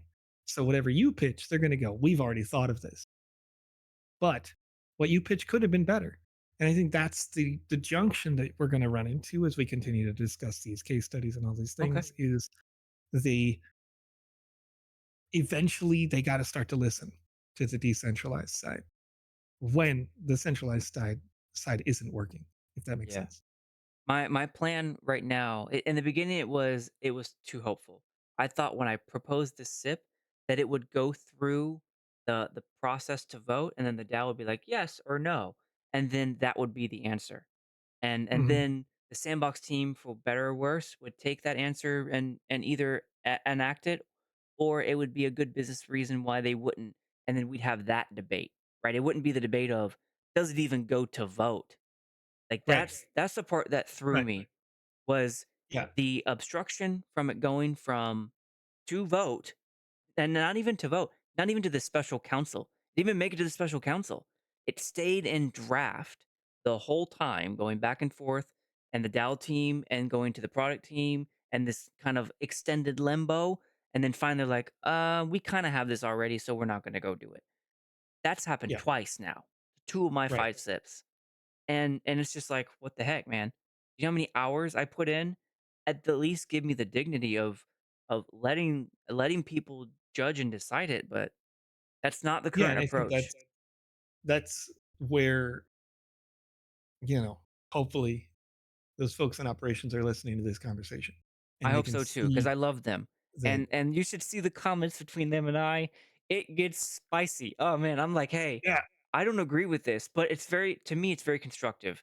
They give me their right, approach, and then I'm like, okay, here's my approach. And we're in this kind of weird, I can't get it to special counsel without their consent, and they can't stop acknowledging me until I'm satisfied with our agreement. Otherwise, they're pushing a proposal that doesn't represent the author, and they're there to make the proposal better, not substitute right. their own proposal, right? So we're in this kind of weird on guard sort of situation.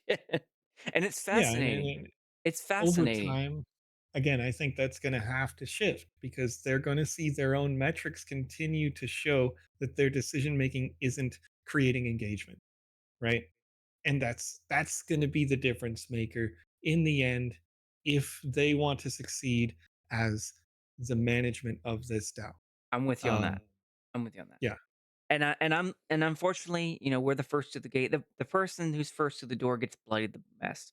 And Pepe, for some reason, just magically floated right through it. And you know what? I I'm mean, happy because that was Magic a hell of Palette. a sip. I That was a know, hell of a I yeah. know. It's like he It's was like, first to the door, and the gate guard was like, "Huh? What? Someone yeah, just walked through." yeah, yeah. Right, and But I then think I come through. They're like, "Whoa, whoa, whoa, I whoa!" I think I know why that happened. I think I brought it up before on one of these shows too, and maybe it Hmm. was somewhere else, but because Pepe's one of the listening. things He that says, I "Ha." personally have focused on, and the greatest percentage of voting power in this space, um, the greatest percentage of voting power is focused on folks who have land, right? I think we know that. And so if landowners have the greatest amount of power, the proposals that you put through that positively affect landowners the most are most likely to get passed and fast. They're most likely to get rejected and fasted because it would be like, no, this is terrible for me as a landowner, you know, then that's going to get rejected. So I think Pepe's got they had the right first step, which is to say, this is going to fix things for developers. And if the developers have things fixed for, then it should fix things for the economy of the larger platform that funds this DAO. And Yeah, so I get when it. I was talking earlier about what I would approve of, like, I mean, full disclosure, right? We talk about the ambassador program. I said no. Uh, Even with the 60% yes vote, I said no because it wasn't written clearly and well. I The abstained. money didn't matter, but I said no straight up because the having that Q4 budget be the same size as 2025 budget, I was like, that shit makes no sense. Just make the money even across the board. Tell me Gotcha. how you're going to pay ambassadors. What is the new structure? What are the new incentives for ambassadors? Right? Like, again, I mentioned back in the day, we used to pay people for social media posts, and it was literally like a quarter a tweet. And at some point, I was like, "Yo, I'm tired of checking everybody's tweets. I swear to God, this is so much time for me, and it's not worth 3 minutes for a quarter, so we're not going to pay them the quarter because it costs us more for me to check it Mm, than it does for that anyway. But it's that sort of thing where I wanted to see that SIP come down with clarity on what the ambassadors are getting paid for, if they are getting paid. How is that structure working? How many ambassadors are you targeting hiring? How many ambassadors are you targeting replacing, if any? That sort of thing. And the other SIP 10, off the top of my head, I can't remember exactly what that Sandbox was. So I'm gonna go Academy. check my notes. Oh yeah. So the Academy, right? The Academy is an example of something where, again, I Oh, downloaded 12. it, Excuse me. but SIP 12 was oh, Sandbox was it Academy. 12? Yeah, yeah, Yeah. yeah. So 12 is what I was thinking. But the so fundamentally, the idea that we are going to educate folks, spectacular, right? Um, Doing it in a closed school-like setting, I didn't love personally because I thought you limited reach with that. Um, the budget was probably fine, but I want to It see, was pretty you small, know, things considered. yeah, I wanted to see a Second thousand. or third lowest of all time SIPs for us. Yeah, I wanted to see 1,000 Filipinos get education, not 30 or 100 or whatever. 254, I think. Sure. Whatever the number is, like you can do more just by being online.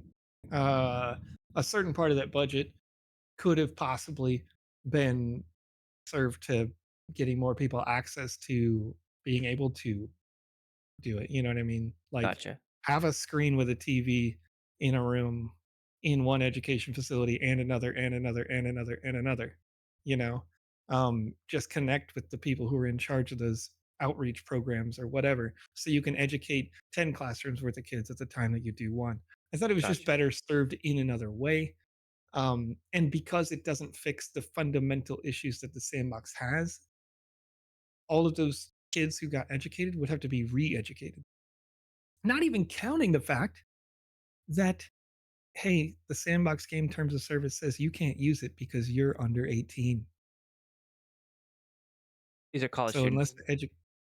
the okay, yeah. So again, I'm just thinking back to the fact that like Seb tweeted someone in Japan or Korea, a young kid the other day learning how to do it, and I was Oh, like, yeah, that yeah, I kid's saw that. I violating saw that. TOS. Yeah.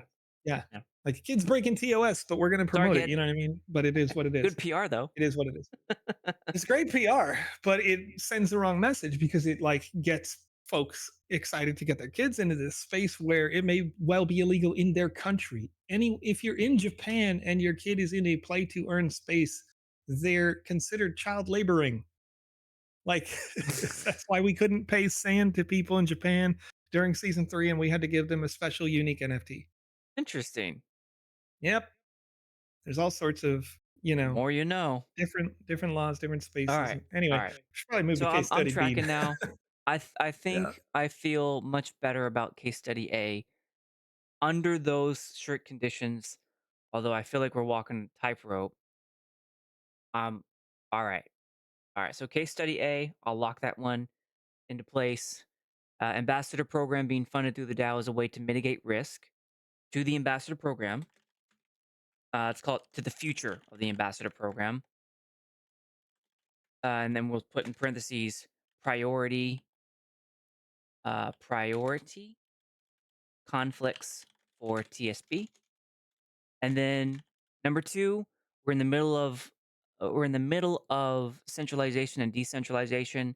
There's an operations layer between the SIP and the sandbox.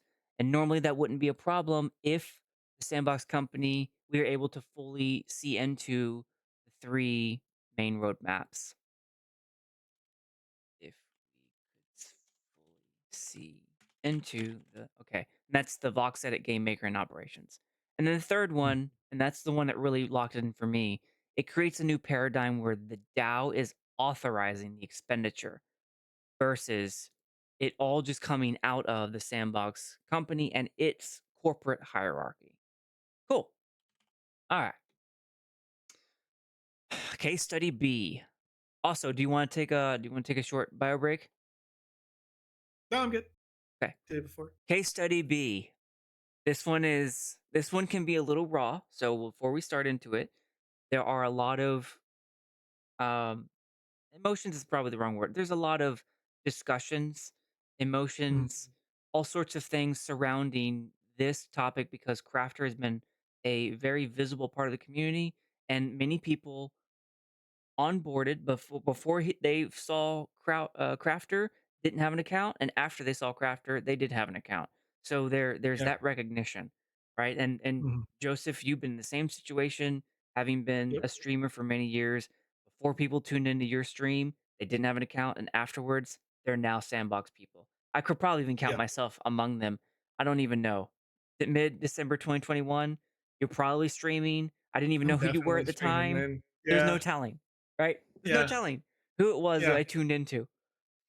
But so Crafter put out a sip on the drafts. So that's an important what draft idea. Hold on, let me make sure I have my facts straight. I always get those two confused. It was oh dang it, go even deeper. So here it is, and it's in ideas. Excuse me. Okay, so sip ideas. Let me fix what I all can see. There we go. So sip ideas.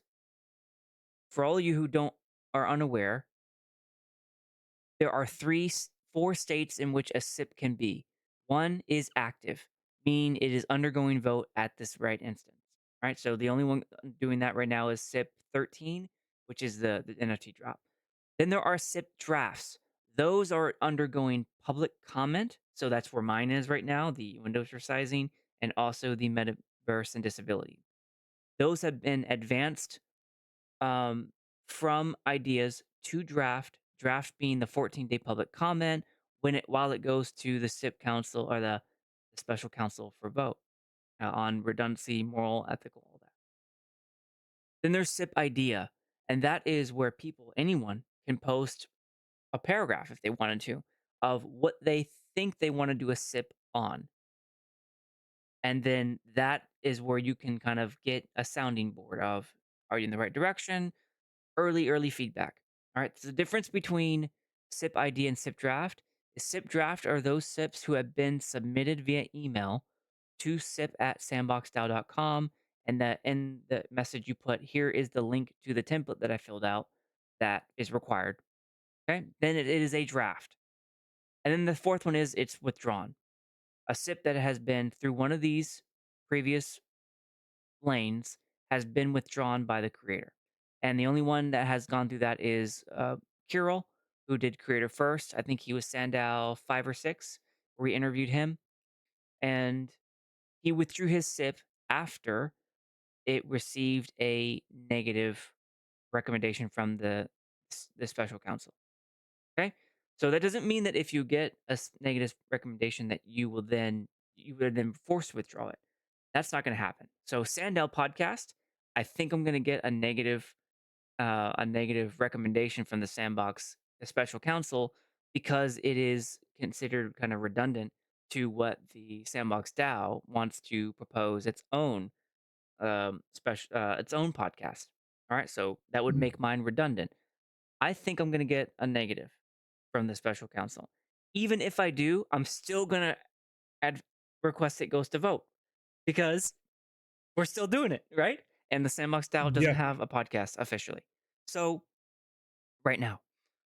So yeah, that's the 4 states. All right. So in the SIP idea, all right, Crafter posted a sponsor him as a user generated content creator and onboarding specialist. And in Yeah. this, he explains all he wants to do.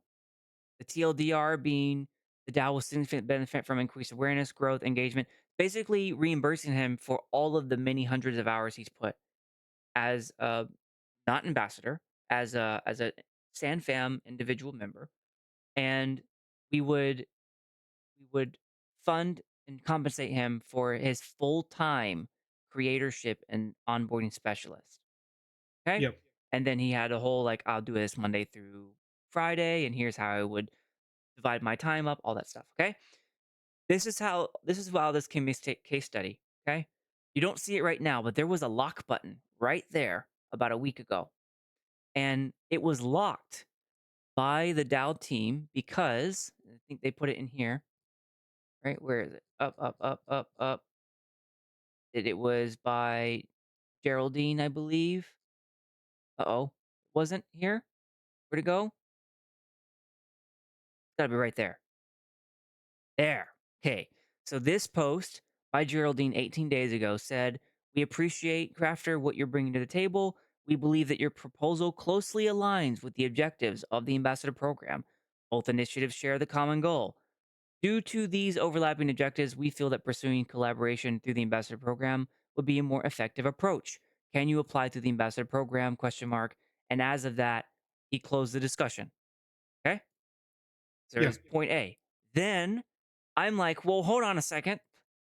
They're not aligned because right at that time, all my friends stated that anyone who went on contract with the DAO, not the DAO, went on contract to be an ambassador would be compelled to to be part of the communication channel. So they would be compelled to talk about SIPs and all that sort of stuff. So then I said that's definitely not in close alignment with what Crafter is proposing. Right? Crafter would not be compelled to do those sorts of things. And so I posted, and it was the same time that they also closed my Sandex, which was basically a Google sheet of publicly researched. This person owns this wallet, and therefore here's how you connect to them to request their vote. The same thing that Pepe went through to get his vote to contact all the Yeah. landowners. I have to do now. Sandex would make that publicly viewable for the whole DAO to contact, right? And so Geraldine came in and said that there's privacy things going on there that we don't Mhm. agree with, so they closed it. And so I opened up this help and feedback to say, can you please reopen them? Here's the reasons why. All right. Out of that, and still talking with Cyril about that because he eventually weighed in, and um, so we're going back and forth on that as we speak. But out of that came the case study. Cyril said in one of his responses to that thread I opened up saying, please open them up. Here's the reasons why. One of the things Cyril said was, quoting, however, a full time, sponsored by the DAO, UGC onboarding specialist with no reporting line to the content team is a different beast entirely and would effectively disturb its current operations. This was in the midst of a much larger response. Here it is.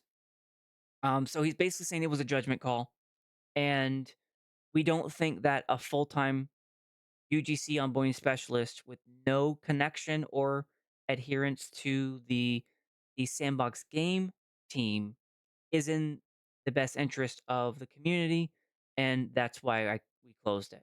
All right. So that's the context by which this became a case study. You have Yeah. here a potential SIP saying, I want to be funded for my efforts that I'm already doing. I think he had like 200 stream hours and like over 20 people live viewing at one point and all of that. You have someone Mhm. saying, I want to be compensated. Will the DAO accept this? And then the operations team says, actually, no, we don't want that to go to vote because it will conflict with its reporting to the Sandbox game. There's a divergence right there. Sure. Okay, Joseph, what do you think? Okay. So I'm going to lay it out there from my operations experience. Okay. Um, it's my understanding. What was the number? Is it on the SIP? How much did Crafter request? Dollars. Yes, I believe it was. I'll find that while you continue I'm talking. pretty sure, as I recall, it was about 40,000 US dollars. It was a number in sand, maybe. It might have been in USD. If it's written in USD, first of all, I think, in my opinion, if you make any proposal and you write it in US dollars, I'm going to say no immediately because this is not the US dollars DAO. This is a Fair, sand DAO. fair. So it was five Write it thousand in per month sand. for 6 months, $30,000 USD, Right. 30,000 total US dollars for 6 months. All right. which at current Now, trading is um, about. Oops, I didn't wrong one. $30,000 divided by 0.36, I think right now. 83,000 sand ish. The right now, every person, um, with exception to those who are ambassadors and get paid in a different pay schedule, is a salaried Sandbox staffer that also incidentally live streams, right? On the official channels. So all the live streams have no additional cost aside from, as they mentioned, the ambassador program, right? So if Crafter is a part of the ambassador program, he falls within spec, what is expected already. However, let's just for the sake of doing it, I want to do $30,000. You said 6 months, right? 6 months, he said, $5,000 a Yeah, month. 6 months. Okay, so 6 months, 4 weeks, and So it was 40 hours. He 30,000 wants to get total. yep, 6 months, 4 weeks, 40 And hours a week, Sandbox is trading decent at full time. 25 cents on the dollar right now. And so that means that according to that proposal, Crafter is expecting to make $31.25 US per hour on schedule to produce a live stream, which is maybe fine. However, to 20 people an hour, that is paying $1.5625 per person KPI. Uh, if I'm gonna do a normal marketing campaign and I'm thinking about my marketing budget, right? I think that's really what you're looking at. You want to reach out to a potential streamer and say, I need to get increased exposure for the product. This isn't that. Crafter is a specialized person who understands the tools, they understand the platform. All those things have certain value, but generally speaking, you're spending in the ballpark of 25 to maybe 75 cents per thousand exposures. Like it's not that much. And you spend more generally for a live streamer per exposure. But if I'm paying 31 an hour, I'm expecting to probably see that Crafter's going to have like 150 viewers on their stream at any given moment. Now, how does that track with uh, what happens in the Sandbox game? Panda Pops works there. Panda Pops also incidentally streams. Alex works there, also incidentally streams. They have other functions while they're not live on the show. And so they cost $0 an hour to stream. Now, let's take all of that and throw it out for a second. You're not asking for money from the Sandbox game. You're asking for money from the DAO. So you're asking for money from the community to say, what I do is going to boost, not sustain, but boost this platform to be more successful tomorrow than it is today. And the other conflict that I see with this, and again, this is not disparaging Crafter, the exact same thing happens to me. The 20 people who are watching his show are 20 people who are watching mine. And 11 of those people are on your Twitch right now. And they're basically all the same damn people. So now you're taking $30,000 so that you could entertain those same people again, which again may be okay in the right situations, but he's got to service a demand that is not currently met. And you've got a Vox Edit streamer, and you've got a designer streamer, and you've got entertainment streams, and you've got special event streams that are currently covered. And so, what does a crafter do differently with this DAO budget that doesn't exist? And as you mentioned just a second ago, he's probably not going to stay focused on DAO discussion.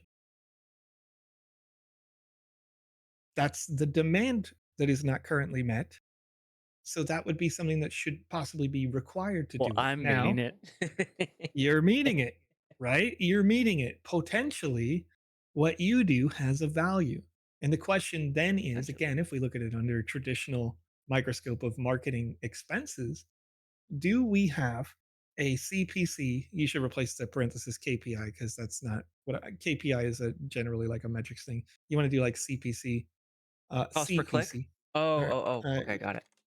yeah, Okay. CPC slash CPM is like the two terms that are standard in marketing. But the I don't know marketing the that well, so thank you for that. yeah, so basically, the if I'm funding your show because you're the guy now, you're the guy who's known for doing this podcast, for doing these SIP discussions and having good, engaging conversation. I just The turned my screen question, on. and you do, but that's what we all do. That's what we all do. You just Yeah. turn it on and you have compelling chats and you find the right voices to get in those conversations, and we learn together, and we don't all know. And so the then you think about the other thing, right? Um, One of the other reasons why I think this doesn't make a lot of sense is that the funding podcasts, funding marketing for products from folks who aren't highly practiced in it with other connections already is exactly how a lot of money got dumped out of the ApeCoin DAO. Like they Yeah. wasted so much money funding people to have three white dudes sit around microphones and talk about this. You know what I mean?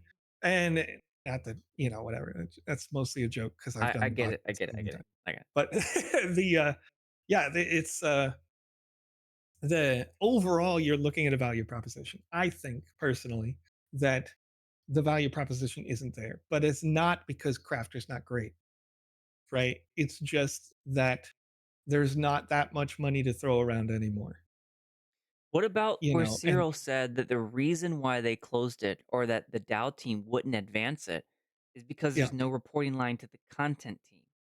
Yeah, so it's the same problem. If there was a demand for this podcast, then the marketing team for the Sandbox Official would have just bought him.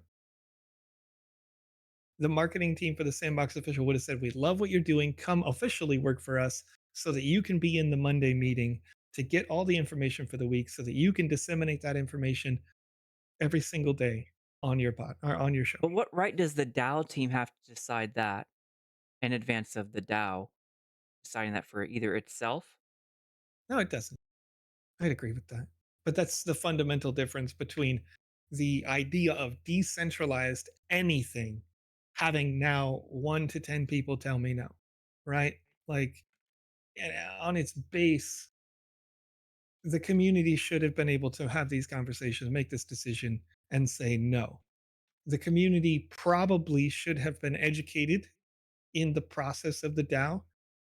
The crafter should have probably been educated enough to not pitch this in dollars, but Crafter was smart enough to know that sand, since the previous peak, has not had a bounce.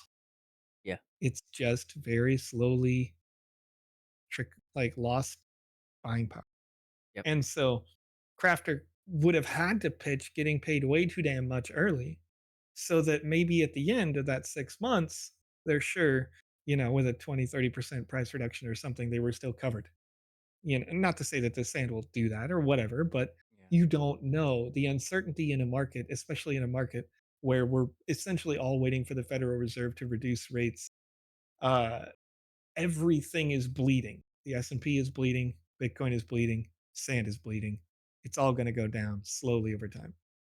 So the problem is, We're though, all going again, down. it's education that we're Okay. lacking in terms of how do we propose these things. How, so no reporting line to the content team could have been something that Crafter suggested and made the adjustment in with included in this. I will report to the marketing team, and you, the community, will get a daily news skit. You know, whatever, What what whatever makes it make what sense. um what obligation would he have had to report to the content team? Well, none except that the if there is no reporting, right, then it would have had to been someone like you, Lanzer, going, man, you still only have 20 viewers and it's been a year and they're all the same people. It would have had to been someone like you who would have had to been, and you're not an expert in the marketing department, right? You would have had to been tracking that Crafter's not moving the needle or that they are. And Mhm. otherwise, if you're not, you're literally throwing away money as DAO voters. And so that's the advantage to reporting line to the content team is there's at least someone with experience in there that can say you're doing nothing or you're doing something, right? That's it's what you want. It's what you want to see. Again, you know, it's a more centralized approach and that's the convergence that we need to come to. I believe, and I would have voted this down. If it comes to a vote, I will probably vote it down. I believe that you don't need that because while what Crafter does is important, if it's like the other streamers, like the rest of us do, you have your main focus is something fundamental, something valuable that continues to push the uh the platform. It makes it easier to build in or it makes it easier to play in. It makes it you want things that are more accessible and you know, if he's doing that first, then he doesn't need to be paid for this because he's already doing like the rest of us do. Um he's already got a breadwinning thing that is positive contribution to the community and then he happens to because he loves the community be able to do this as and that's sort of the hard thing about you know about there's so few like podcast only people who really can make money doing it because the value proposition has to be there somewhere. Most of the people who make money podcasting do so on the backs of celebrities and then in and of themselves become celebrity. Okay. Okay. I get where you're coming from. Is there would you say that there is let me put it this way. What I see Cyril doing there when Yep. he endorsed or provided context to Geraldine's locking of the thread is that Cyril was forward projecting what you just said, which I think that's probably what he was embodying when he spoke back to say, "There's no reporting line here. We don't want to disrupt Yep. their operations." And there was a much longer Yep. post that but it sounds like he was projecting that onto a SIP author as one of the DAO Mhm. administrators. I don't know how I feel about that. That's the same thing that's happening to me right now. Yeah. Well, that's the thing. That's the problem. And I do agree that that's the problem is that if the community is educated in the process of the DAO, if the community is engaged with the DAO, then you don't need to do that. You don't need to interrupt these processes. The community would just end up looking at each other and saying, how many more people will we bring in? I mean, I think it's safe to assume All right, that that's everybody good. who's voting That in makes a lot of SAND sense. wants SAND to succeed. I think that's a safe assumption. Everybody who's voting for propositions in the DAO, these proposals, they want to see those proposals turn into SAND being worth more. I'm pretty sure that's the case. So if you're looking at these proposals, if your people That's are half my engaged, if reasoning. your people are here, right? I mean, you know, like one of my reasons is that I every single name that's coming up in the chat I recognize. That's Yeah. one of my reasons for continuing to do this. Like this conversation right now is happening for free because I care about these people in this chat. You Oh. know, that's and I'm serious about that because there have definitely been times where oh my god, I was playing in the last game jam. I don't know if the results are public yet. Yes, they are. I did that. I was playing someone's game and I went, wow, life made me Paul. Paul Life made me. They use both usernames.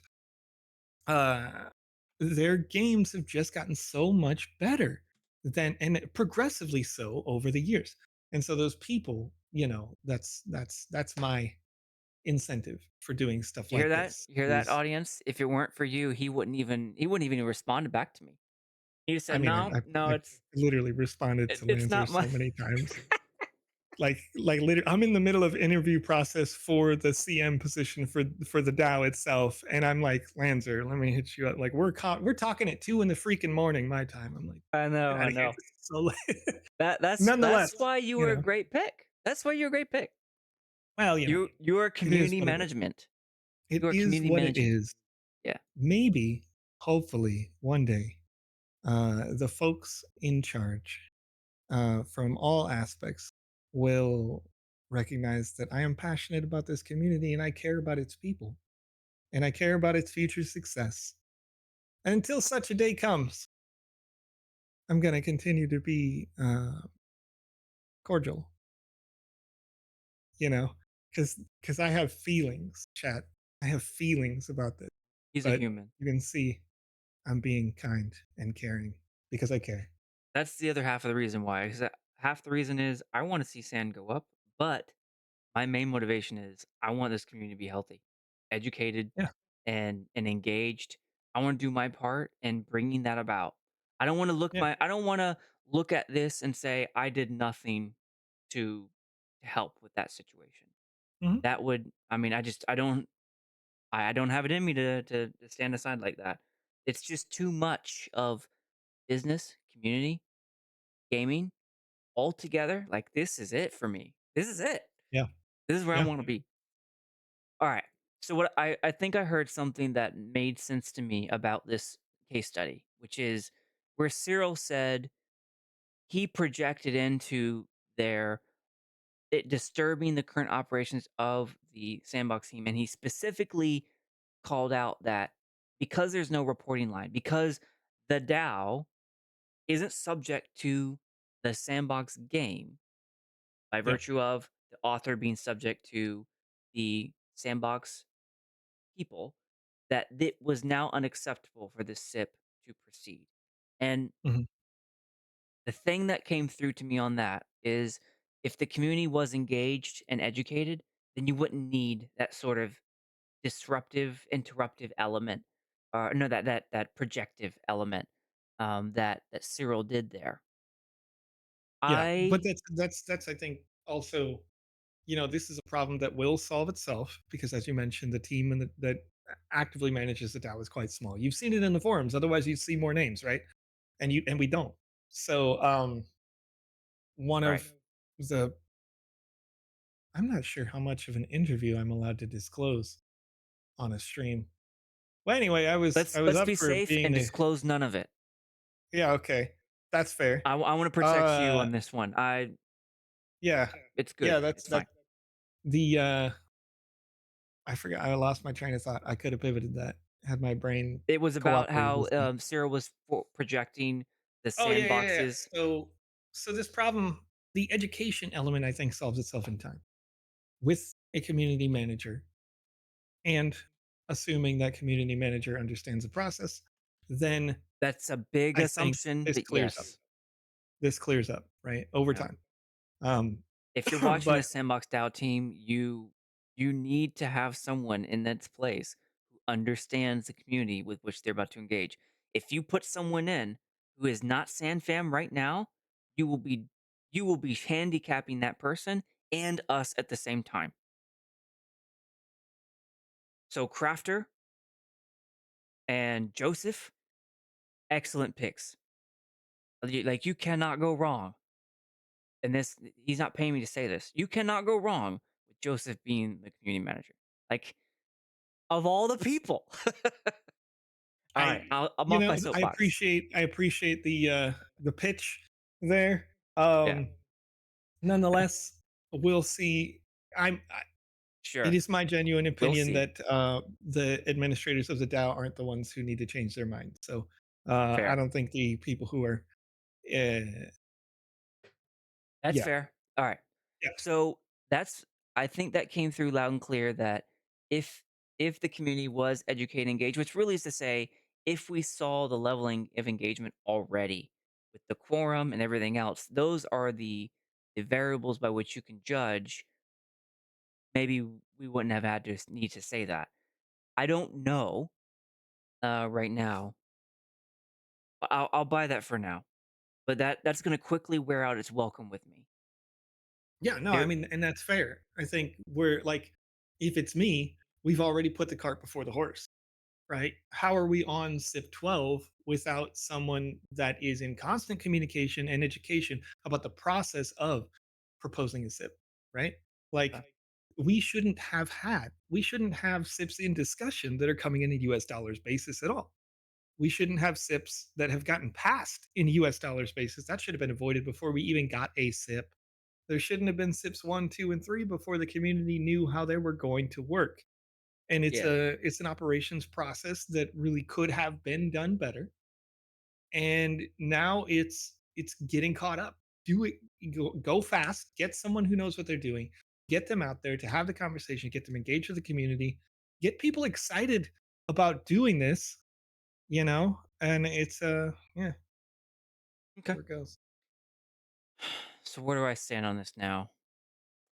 Okay, I accept the rationale that if the community had displayed, let's call it not acceptable, but consistent levels of engagement through quorum, so through voting, so that quorum wouldn't be an issue,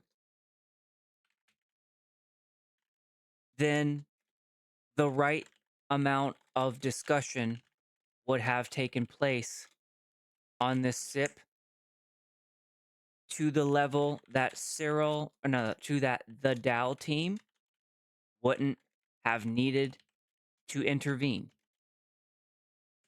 Because even if we had somehow decided amongst our own SandFam community that, yeah, actually, we don't want this person to be orged underneath the marketing team, there would be so much discussion around that the rationale would be obvious. To whereas right now, there was discussion, but not near the degree that I think Cyril and the DAO team wanted to see, for them to say, all right, this is something that's Yeah. defensible. Well, so here's what I think good engagement looks like.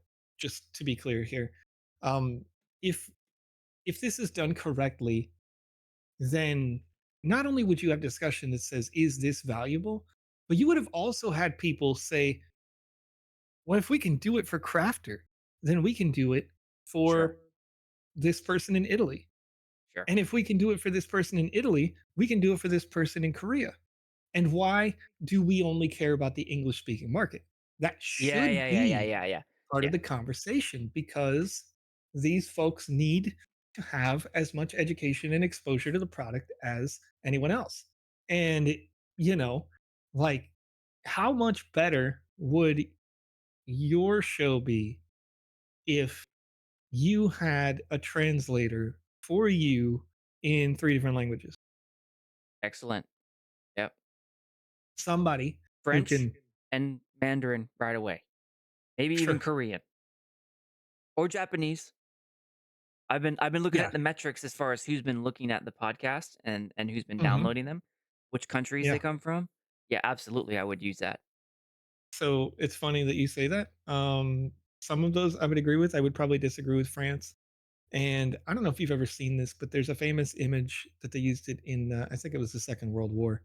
It was like a plot map of all the spots where planes had been shot before they came back and landed, right?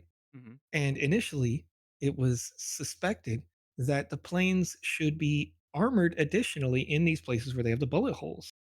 But the reality was the planes that were shot in the other spots didn't make it back.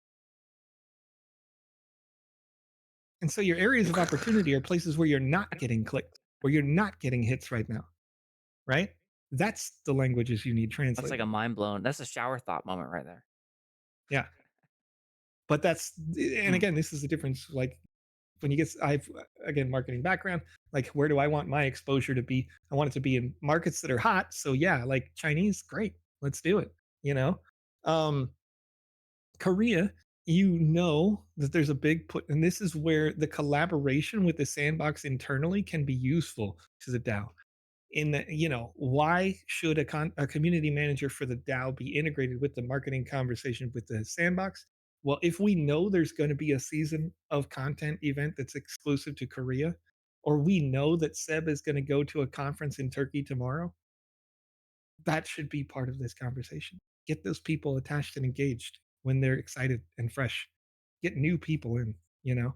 Um, it's it can make a big difference. But anyway, yeah. So multilingual again should have been part of, if you're really engaged, if your community actually cares about your DAO, they would be bringing up things that you wouldn't even think would be a problem, because you'd be like, Crafter's great, Crafter's getting views, and they'd be like, I know this guy over here is getting 80 views and Crafter's getting 20. You know what I mean? Why not this guy out of China No, getting paid that the same yeah, thing Crafter's that's getting paid? awesome. You know? Wisdom of the crowd. There's many different ways to capture that.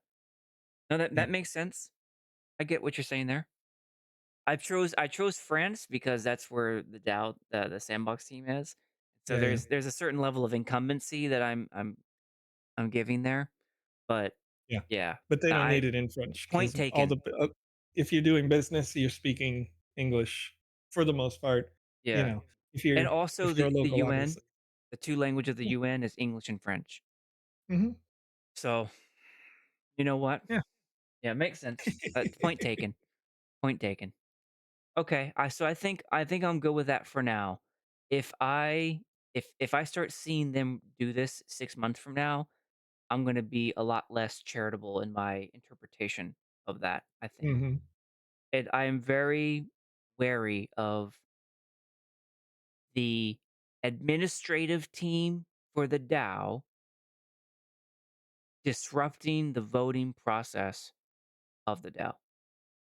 Anything that does that to me is you need to be treading very carefully.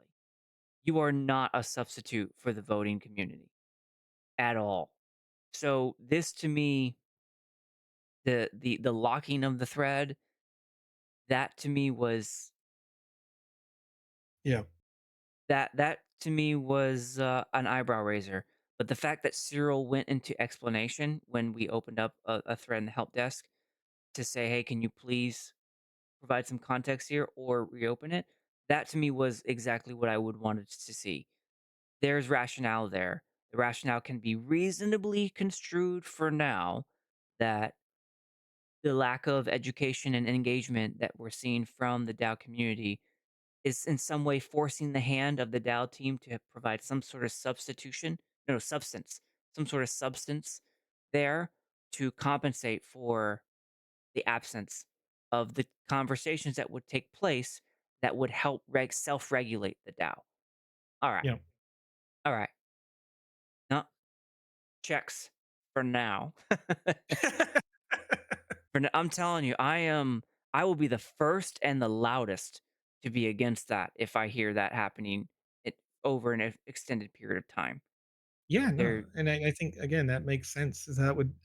That's a self-fulfilling prophecy, right? It's when yeah, your engagement is down, yeah. well, there goes your job. You know what I mean? Like as someone who's administrating this space, if the engagement is down in your space while you are in the administration, you are doing a poor quality job, and it will be eliminated because it's a limited funding mechanism. If people don't care about the DAO, they're not going to potentially vote to approve new financing for the DAO. We all had to vote for SIP 1, SIP 2, SIP 3.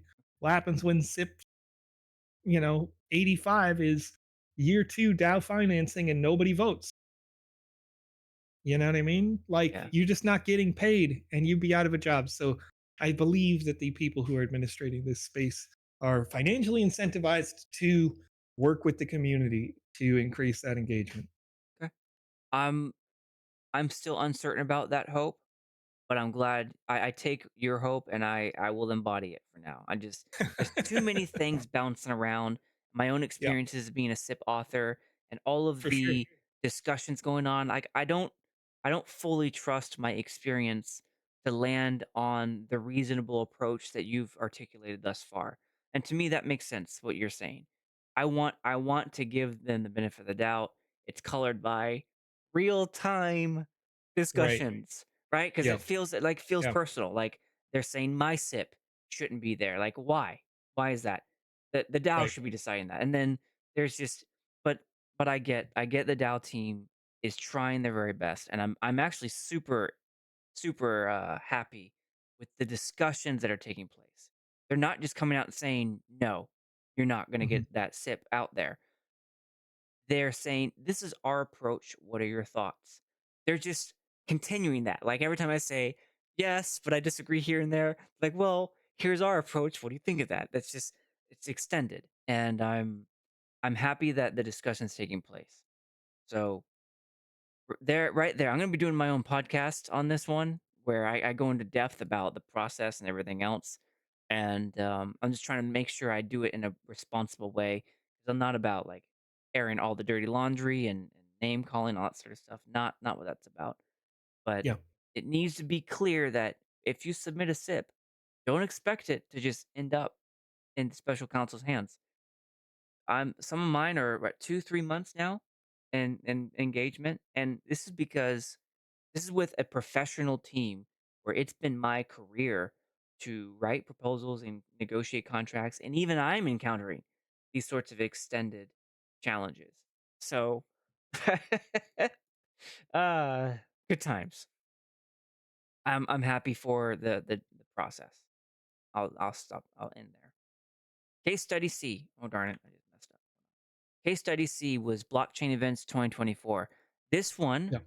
was one of the past three that did not make quorum and it failed. All right, so I interviewed Chips from Hermit Crab Studio. He was the one who graciously gave me the time to explain their point of view. But this was actually a collection of many different studios, all wanting to be separately funded by the DAO to go to different events. So Singapore, one that just happened last week or two. There was a big blockchain one in Brazil. There were others in like one in Hong Kong. So there were like 6 different events that were being requested, and Chips came on to explain Hermit Crab Studios' position. Couldn't speak for the rest of them, but could speak for them at least. And originally, the SIP did not include much DAO education. Like they were going to have the normal sandbox game where you could come play it on a PC, and then they have all the posters and this is what Sandbox is, and this is what Hermit Crab Studio is doing within that, all that. And then about midway through it, Chips asked me, but no, one of my questions was, that's right, I remember now who the source of that. If that person would like to self identify themselves, they can. But the question was that what is this doing for the DAO? And would there Hey, that's be, me. what was that?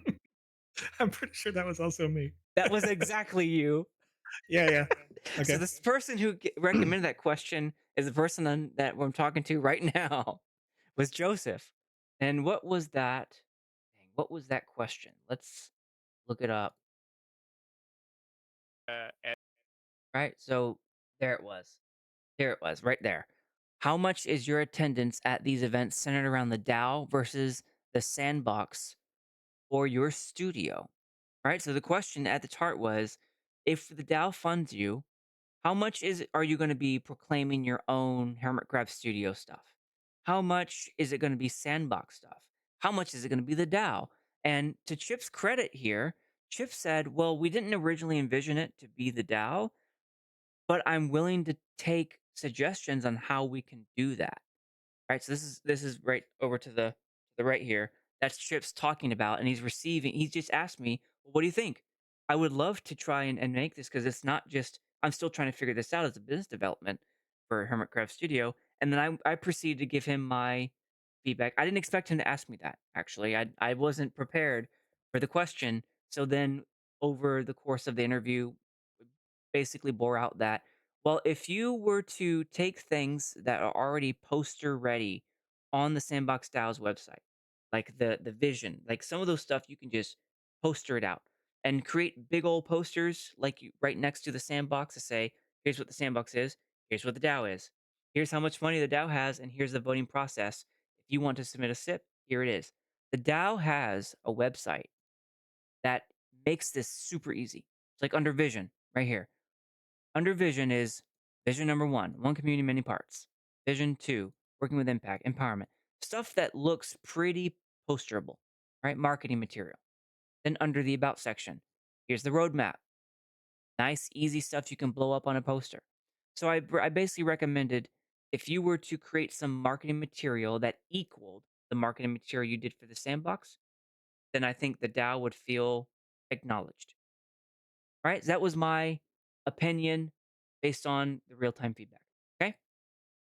So, case study C, based on the blockchain events and my interview with Chips on how much should the money given to you be about the DAO since it's coming from the DAO. My response was make easily discernible material that you would bring for the sandbox, but make it DAO centric. So it doesn't have to be all of it, but I think I said like 50% of it.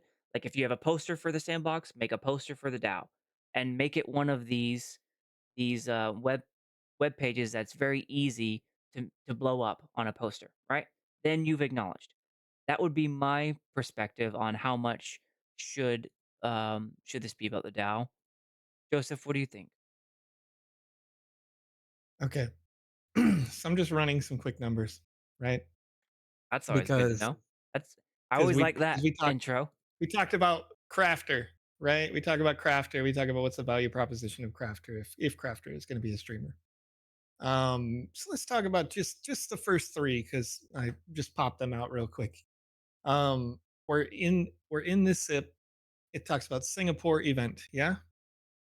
Um, you've got 1,000 participants expected to go to Nova Smobler Studios. Okay.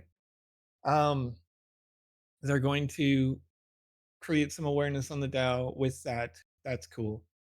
$8,000 for event number one for 1,000 people to show up. That's $8 per person to talk about the DAO. Can the DAO get people attached for less than $8 per person? Absolutely. If they just went through Crafter, they're getting it for $1.50. You know, see how this isn't Yep, I tracking see a how it's little bit building on here, each other. right? Yep. Now, engagement number two, the Sandbox official side event. Estimating, let's be graceful and say the top end of their estimate of 300 people show up to an official Sandbox side event. 12,000 US dollars for hosting. Cost $40 per person to show up. You know how many more people you could get to show up to this DAO and this platform if you just handed them $40 worth of sand? They stay here forever. Out of the Philippines, out of India, just give them $40. Make decisions They would be instant SandFam voters too. forever. Yeah, they'd never leave. Wow, you changed my life. They sold half of it. Whatever. They pay in Vietnam, $20 goes a couple of weeks of eating. Just hand them money. You know what I mean? We don't have to do this. I think. I think it's a lot, is all I'm saying. It's fine. It's cool. Okay. Number three, Hong Kong, Blocktober, $20,000 request for roughly 1,000 participants. Again, $20 per engagement. And these aren't attachments. And that's another thing that's important in marketing is attachment rate is roughly like an engagement is to say you saw it. And 10 out of every 100 engagements, maybe they actually pay attention to it. One out of every 100 clicks through. And of those, maybe one out of 10 of those stays for a long time. And your retention is a different metric that we can't track with all this money that the DAO would have potentially spent on this venture. Now, um, why did they come up with this idea? Well, because almost every single studio, including the one that you talked to, has been funded to this degree by the Sandbox game directly in the past to represent the Sandbox as a community developer because they're just good devs, right? They're good devs. They know how to talk to these folks. They're good representatives in the community. But I happen to believe that in literally every one of these examples, the value proposition isn't there because what you usually do as a business when you go out to these events is you don't just stand there in the booth. Yes, of course, you go to the booth, but most often you have someone in the booth while you also have press media, while you've spent time outside of the event soliciting yourself so that these guys can go out and write a story on a website. And that's what you pay the $40 for. You don't pay the $40 per person usually to get the general consumer to pay attention. You spend $40 to get the journalist to write to their 100,000 person audience, to write to their multi-million person audience. And that's where you get value out of a conference. Most of the time, you have to go beyond the show floor. Everyone just happens to also be at the show floor. Exposure on a Um, grander scale. yeah, absolutely. Like let's talk about I have press media badges in a box somewhere around here. I've done it. Um, Penny Arcade Expo, it's a local one here in Seattle, PAX. Some people know it. Um, and at that expo, when I went as press media, there was no presence for Atari on the show floor at all. But I had a meeting with Atari in a hotel 3 blocks down to write the articles about what they are making under NDA to be released on such a day. You know what I mean? So Fun fact, in a doing this previous life, I correctly, used to write articles for a nice. game as well. Yeah. Yeah. Yeah. So we have that tracking. The I think I've written 40 articles that have appeared in, gaming sites, That's cool. Hell yeah. mostly for PlanetSide too, but yeah, that Yeah, yeah, neither yeah. here nor there. Yeah. Yeah. But So anyway, I but that's the understand what you're point, right? saying. It's sort of what we're missing. That's the component of what we're missing is on this pitch, it's saying, cool, we've got uh, number 5 meme fest. You expect to have 1,000 people visit the booth, but somehow also at the exact same time, all of those 1,000 are new sand holders. This is on number 5. As like literally the only bullet point. Their expected outcome is having 1,000 people show up and 1,000 people care. And anybody who's ever done any type of marketing knows that's literally not the case. You again, 99 of those people don't give a damn, and 10 people out of that 1,000 will care. And then how much can you do from there? So you've got to get the word out to more people in a better and wider position if you want to have I think if you want to have a DAO pitch pass. That said, you got 75% yes. So obviously there's there's I again would defer this down to like the education component of the DAO that I would like to see improved is getting people to better understand how to stretch their budget because the DAO budget isn't that much. And it's running out. Like you said, what 12% is already spent, right? 15 as of the So past 2 sips. yeah. So 15% of this budget is gone already, and it's only been here for, a couple of months. And 2.5 months. we don't know that it gets refunded. We don't know that these get funded. So the goal should be when we're thinking about which SIPs we're going to pass, that we actually generate revenue towards the DAO in the long Which is one of term. my sips. Because if you don't generate revenue towards the DAO, then the DAO dies. And what are we doing here? If we don't generate revenue towards the sandbox as a platform, then the platform dies. And what are we doing here? Right. So we should be using our voting power to maintain the health and welfare of this platform and not just use the voting power to take money and go do cool stuff. And I don't mean to like dilute that SIP down to that, but that's what it ends up being. Is most of the money is facilitated. Like one of them was like buy a bunch of Asus ROG handhelds and AI laptops, right? But the sandbox already goes to events and already has those. So the sandbox doesn't need the DAO to do that, That was for if that Singapore. makes sense. by Yeah, that was Republic Singapore of Gaming SG. handheld devices and Asus AI laptops for attendees. Yep, Got it. yep.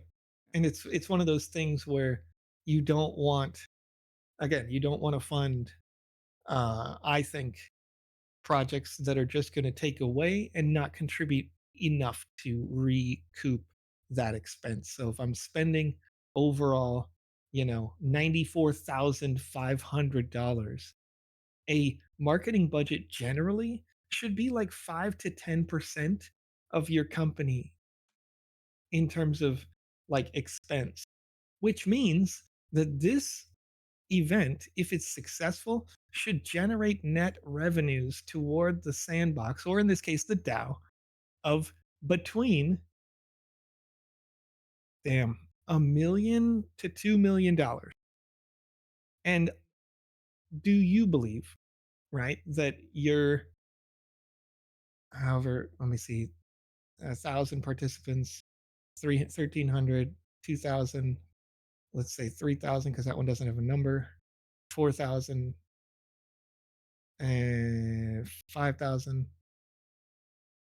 Yeah, 5,000 estimated 5,000 estimated people are supposed to generate a revenue of 12 million or $2 million towards the DAO potentially, or the ecosystem, in order for that to be valuable in a traditional marketing stance. So I personally don't think that that would happen if they don't have the outreach where they get with every journalist in the region and, get that out there. But that's a As an deeper dive. aside, I'm going to be Yes, sir. doing a podcast in probably the next few weeks with his name's Derek. You and him would probably get along very, very well. You are extremely analytically driven. Derek is from the ApeCoin DAO, and he's pretty much like the math genius. Yeah. So when I do that, I think I'll send you the link because I think you would be very impressed with the way he goes about quantifying ApeCoin DAO impacts. Yeah. Yeah. Sure. Yeah. Sounds fun. Yeah. I was just yesterday on BOTB in the Twitter space listening to him explain the the mathematics behind how the ApeCoin DAO is, as of this moment, operating in the negative. Yep. And That's he was drawing from the quarterly reports mhm. and all sorts of stuff. And I was kind of tracking to that because the numbers were just too lopsided on the out, not enough in. Yeah. But he No, and that's quantified it yesterday in no uncertain terms. yeah. Again, the question kind of comes in. Shout I'm out to you, sure Derek that he's Smart. answering it in ape, but if he's not quantifying it in ape and he's quantifying it in US dollars, then that's a different dynamic He's as well. quantifying an Because ape. yeah, see, that's no way. Get out of here, right? Like it's got to be net even.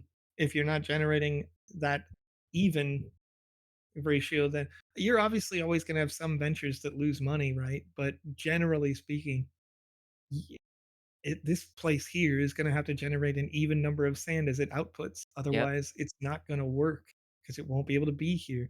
Yep. Despite the fact that it's decentralized, it is going to have to operate as a business in order to succeed. And so you have to give something people find valuable in order to receive your revenue stream. Yeah. I have two. So my two flagship SIPs right now, one is SANDDAO, and the second one is the DAO revenue option study. So I have on tap some people who are highly specialized and trained in this sort of thing to give give us some actionable plans for how the DAO can earn revenue, and it's pulling together a whole bunch of different people. But right now, it's still going that back and forth with the DAO team. But Mhm. I took that page, that lesson came from what I saw in the ApeCoin DAO going on right now. Like, if we do not come up with the strategy to bring in more than we're outputting, we are going to end up in the same position they are, and it's going to hurt. And it's going to be embarrassing and painful. We might as Yeah. well just fix it now while we still have the benefit of the sandbox giving us a commitment to yearly budget. We need to Mhm. figure it out right now, not 2 years down the line when we see money flying out the door or sand flying out the door. Yeah. No, Yeah. do it now. Engage the industry-wide specialists who know this stuff already, and then throw in some new stuff like tokenomics or blockchain specialists. But get in business finance people, economists, people who know like traditional financing and then Web3 layer on that, and then you have a solid diversified revenue plan, execute it through SIPs, boom. See how start measuring performance after that. But anyways, we'll see if the community agrees with me. Just there's a train coming. You either prepare now or you get prepared later when it hits you in the face. Yeah. Cool. So I think what I hear you say is for where's my underlined portion? Um, uh, More DAO education. All right. So whereas I said I think it's fine as long as they create marketing posters and impact equal to the Sandbox game, you're just not seeing the mathematics equal out there. We're paying too much for too little of a gain Yeah. for that DAO money to make sense. I'll give you another example. New York City 2022. Huddle Hill was there. Huddle Hill and I have a great story from this event. The Sandbox Game rents out a whole ass building in New York City for an event, right? This was in when? Um, this was New York City, NFT NYC 2022. And the in that event, the Sandbox spent about 150,000 US dollars for that single event, right? Sounds great. Sounds like it's a lot of fun. Um, four different, three different, three or four different, doesn't really matter. Open bars, drinks are free. Steve Aoki, he's on the Dang. stage. DJ Tiesto, he's a different night.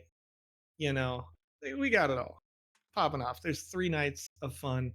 During the daytime, use the building for demos and showcasing of the product. Use it for a like annex building so that people can come through and talk about the stuff that they built in the sandbox or whatever panels, right?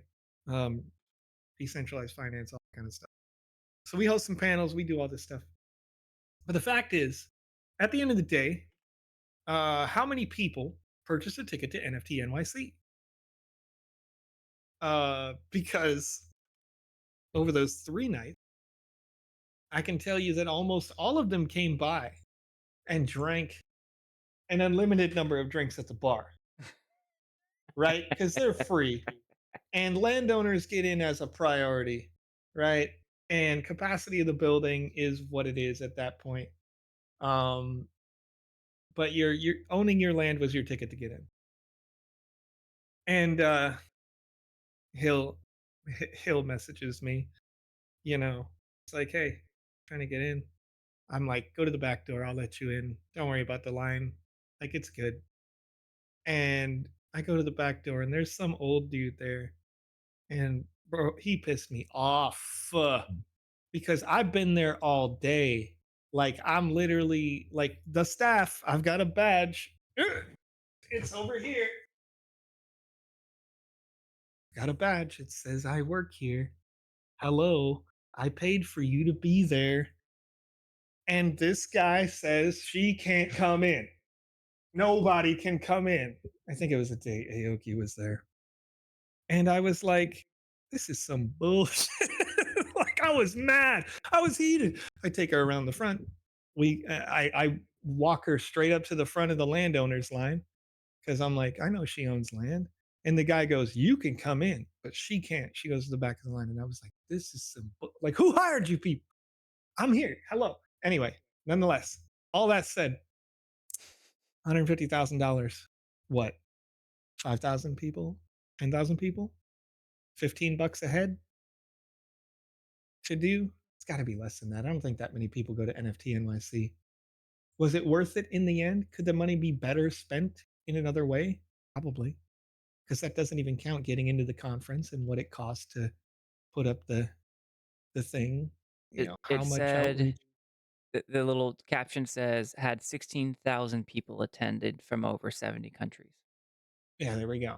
So if it's 16,000 people and all of them attended the event, then 10 bucks a piece, right? And is that the best use of money when you could market better? Possibly. Eh, you know, it is what it is. But you know, it was interesting anyway that the way that they looked at things early are sort of the same kinds of, I think I would say, mistakes that you're looking at now, because among the people who showed up for those events, how many of them are still here today? Hmm, How many of them were still here a year later? Right? that's Like, answering the hard questions. yeah, Asking the hard questions. Sand Token pumped with the rest of the market altogether, and that's good. Um, you know, and the PR overall for the sandbox was already good though. I'll tell you another fun story and why I think that was a waste of money then. Um, I'm standing outside to get my regular tickets for the regular show, right? They're prepaid for, but I just got to pick them up and there's a queue.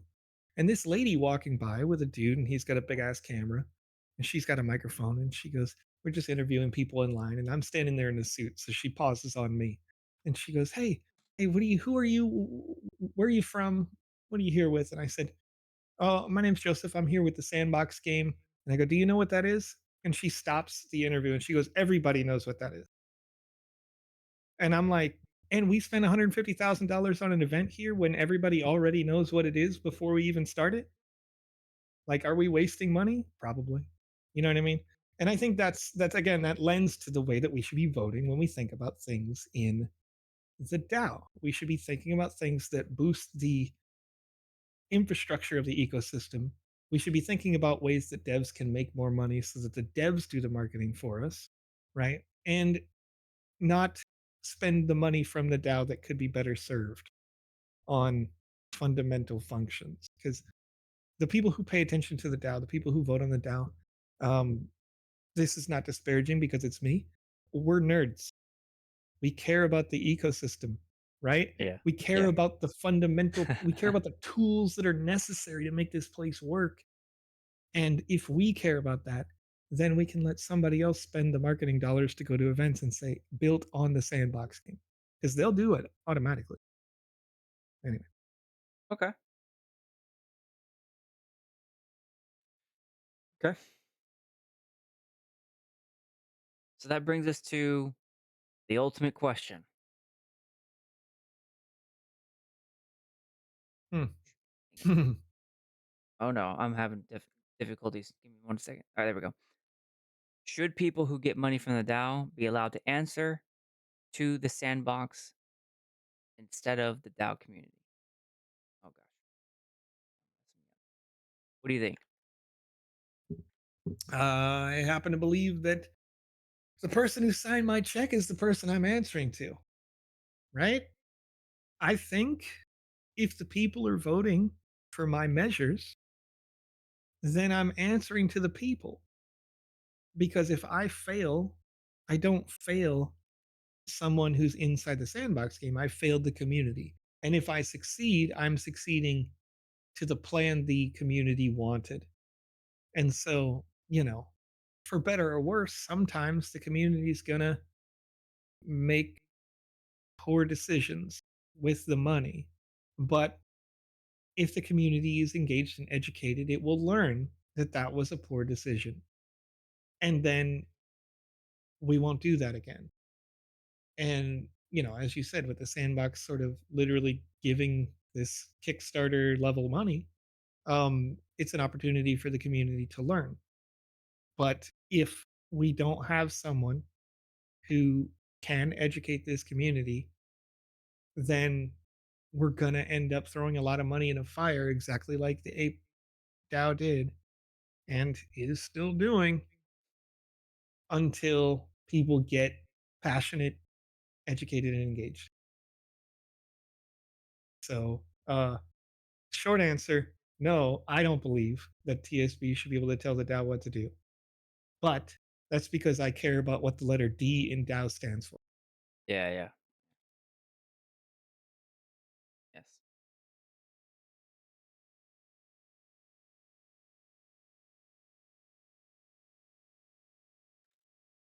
What do you think? I am I'm on the fence. The first the first 3 cases, the case studies made sense in the light of risk mitigation. I just flipped my words there, my letter. That's funny. Risk mitigation. Say we said risk mitigation. Central in the middle of progressive decentralization, which is Mhm. quickly becoming a word that's losing its meaning. But I I get the concept. And then the creating a new paradigm where the DAO is authorizing expenditures. Should people who receive money from the DAO, let's just say SIP authors who get money from the DAO, be allowed to answer the TSB? Academically, I say no. They should not be Yeah. answering to TSB instead of the DAO community. And I'll say, in reality, yes, for the next 6 months. Yeah. For the time where we are in mid transition, to where the DAO is not able to act responsibly. It doesn't have its own agency right now. For the DAO to not have its own agency, to me tells me that if the DAO were handed these reins, it would be like uh giving a 10-year-old $10 million and go to Las Vegas. Maybe a 10-year-old is wrong word. Sure. 16-year-old, right? A 16-year-old, $10 million and go to Las Vegas. What good do you think is going to happen there without any sort of parental guidance of any kind? I'm okay with that answer for the next 6 months. Yeah. At the end of next 6 months, I expect the DAO community to have matured to the point where it can responsibly handle those tasks and those responsibilities in a way that is separate and distinct from the DAO team, the administrative team, and the Sandbox Game company. Mhm. And I'm going to do everything in my power to educate, communicate, liaise in this DAO to, to bring us to that point. And I just my little portion of it. Yeah. Well, I think that's a, you know, just because you have it up on the screen, it's interesting that you mentioned, the the difference and why we need that distinction to change over the next 6 months. Because I said the person who signs my check is the person I'm answering to, right? So if the DAO is not if the community is not the one signing the checks of the managers of the DAO, and again, this is that middle group, right? This is that middle group I'm talking about. This administrative group that wasn't, or maybe they are. I guess they are. They are, but where does the next round of funding come from, right? And I believe that until we It comes in solve the December. problem, well, no, I know that, but where does it come from, Oh, right? So who do they answer to? The community or the sandbox, right? legally, the answer is clear. Legally, Practically yeah, and sure. in reality, the source Right, does matter. right. And that's what I'm saying. So if the DAO has to continue to be funded by the sandbox game and not by its own means, if we Will be don't solve beholden. that problem as a Yeah, community, yeah. No, that's a good then one. That's a good one. Yeah. yeah, they're gonna always work for us for them, right? And so we can solve that problem as a community, but we have to put forth SIPs that don't just extract. We have to put forth SIPs that can contribute so that we can create that revenue stream. We have to Yeah. put forth plans that say, this is how the DAO profits from this venture. If we can do that, I think we solve this problem. Okay. I'm really like the revenue option SIP. It is it is all of my business acumen in that SIP.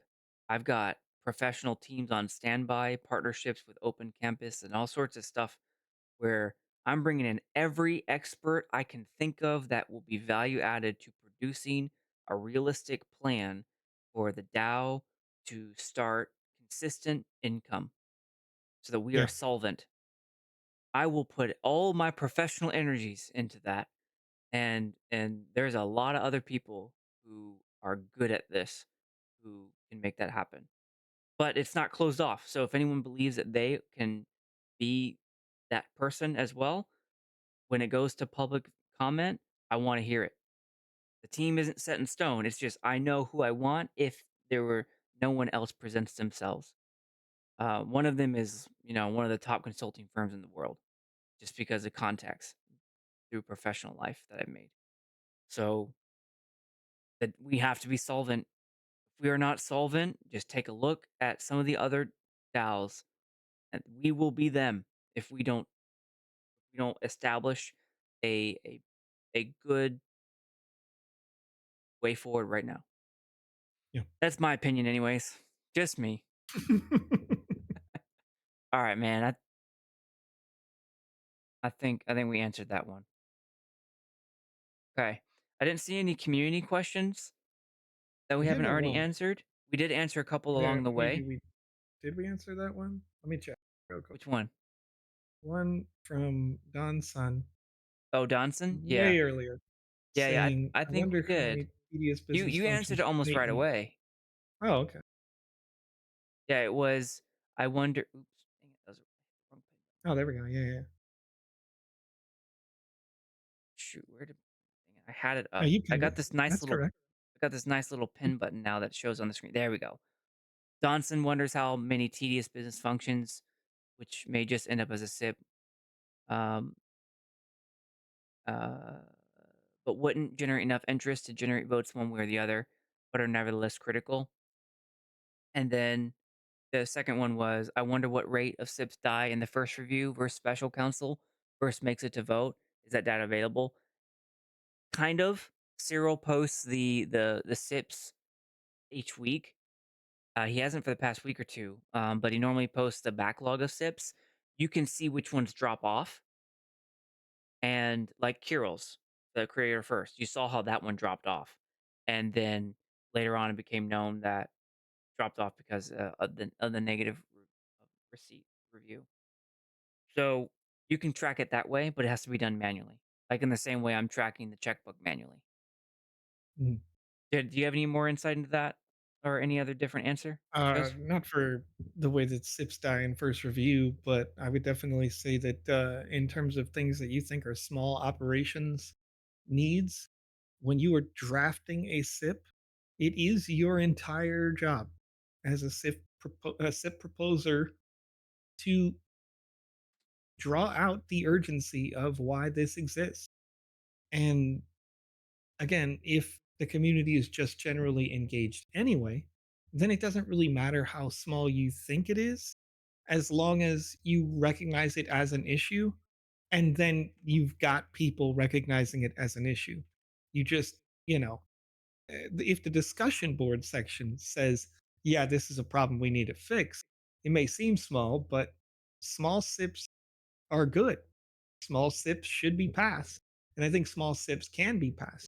In fact, it may be easier to pass the small things than it would be the big ones because you won't have debate like I think is the case with your window resizing option.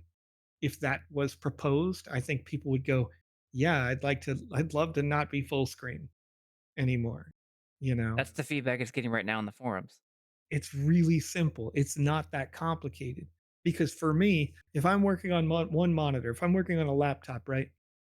Usually when I'm developing a game, I've got a notepad of like a thought tree going down that gives me notes on what this NPC's motivations are.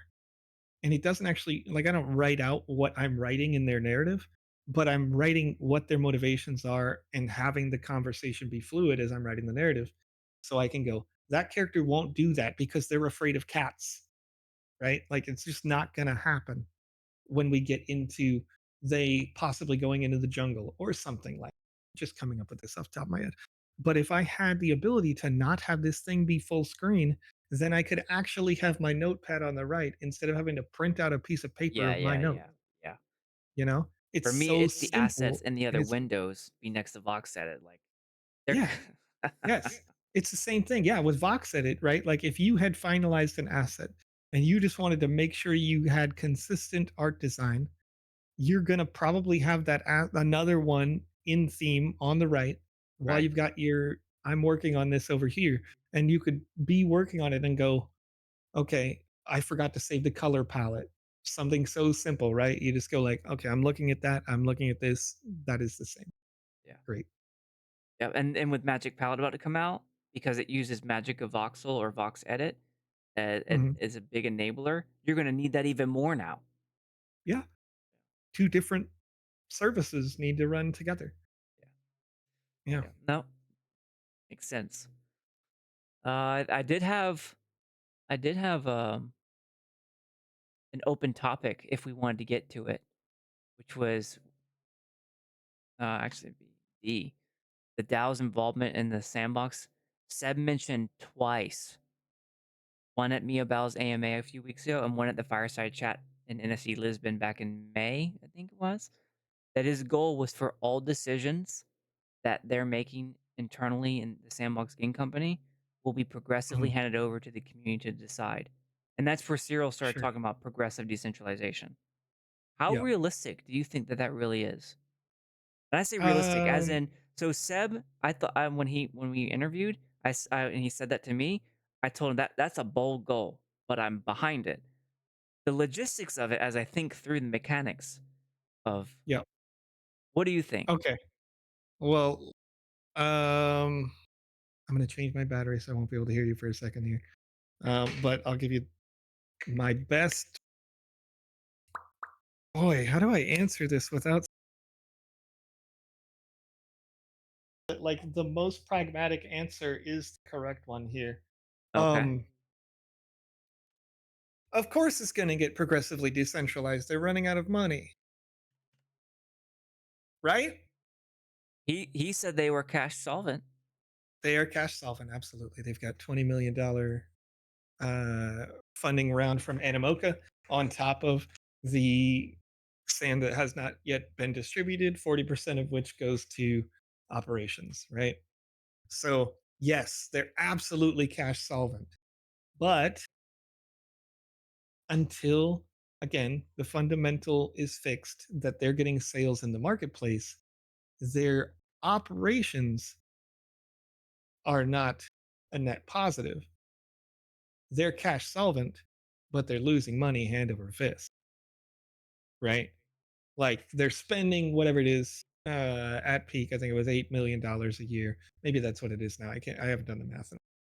About $8 million a year, if I was to guess, on payrolls and operations. So if they got a $20 million funding round, that's another 2.5 years plus the sand that they already have. So we can add another 2 years to that. We got maybe a 5 year on top of their original 5 year roadmap where they are solvent. Sure. So then lending back to the question, progressively handed over to the community to decide, it's really a question of, over time, as they're trying to maintain sustainability of the central portions of the company, some of those roles just won't be able to be centralized anymore.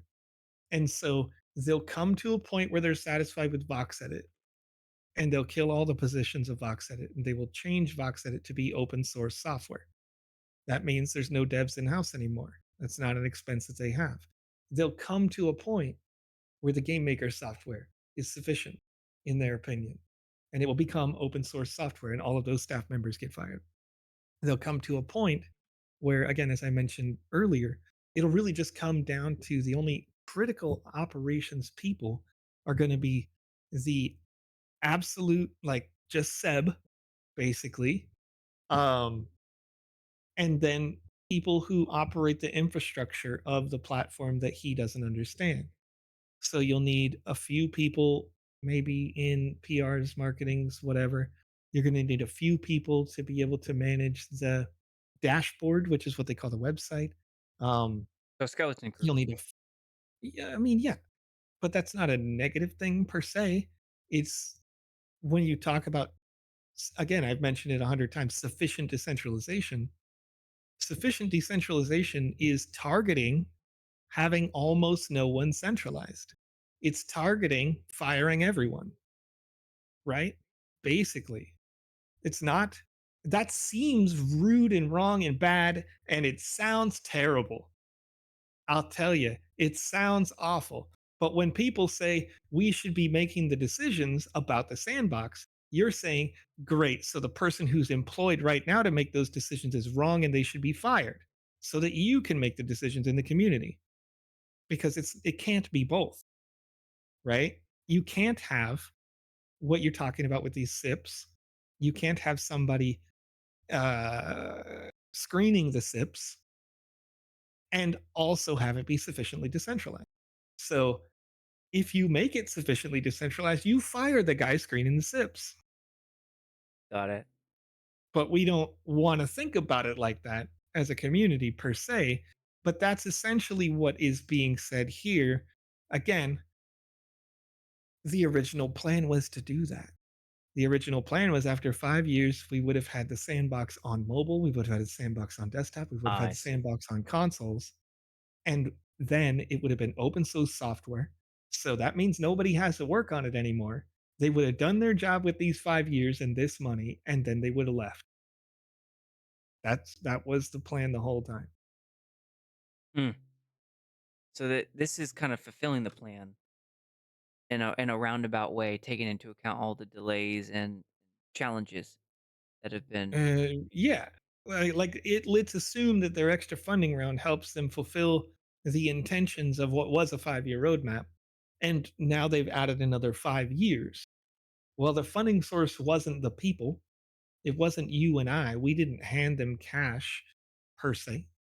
Um, the funding source was originally the dissemination of sand. That'll get fully decentralized, and then they'll use the budget that they got from Animoca brands, right?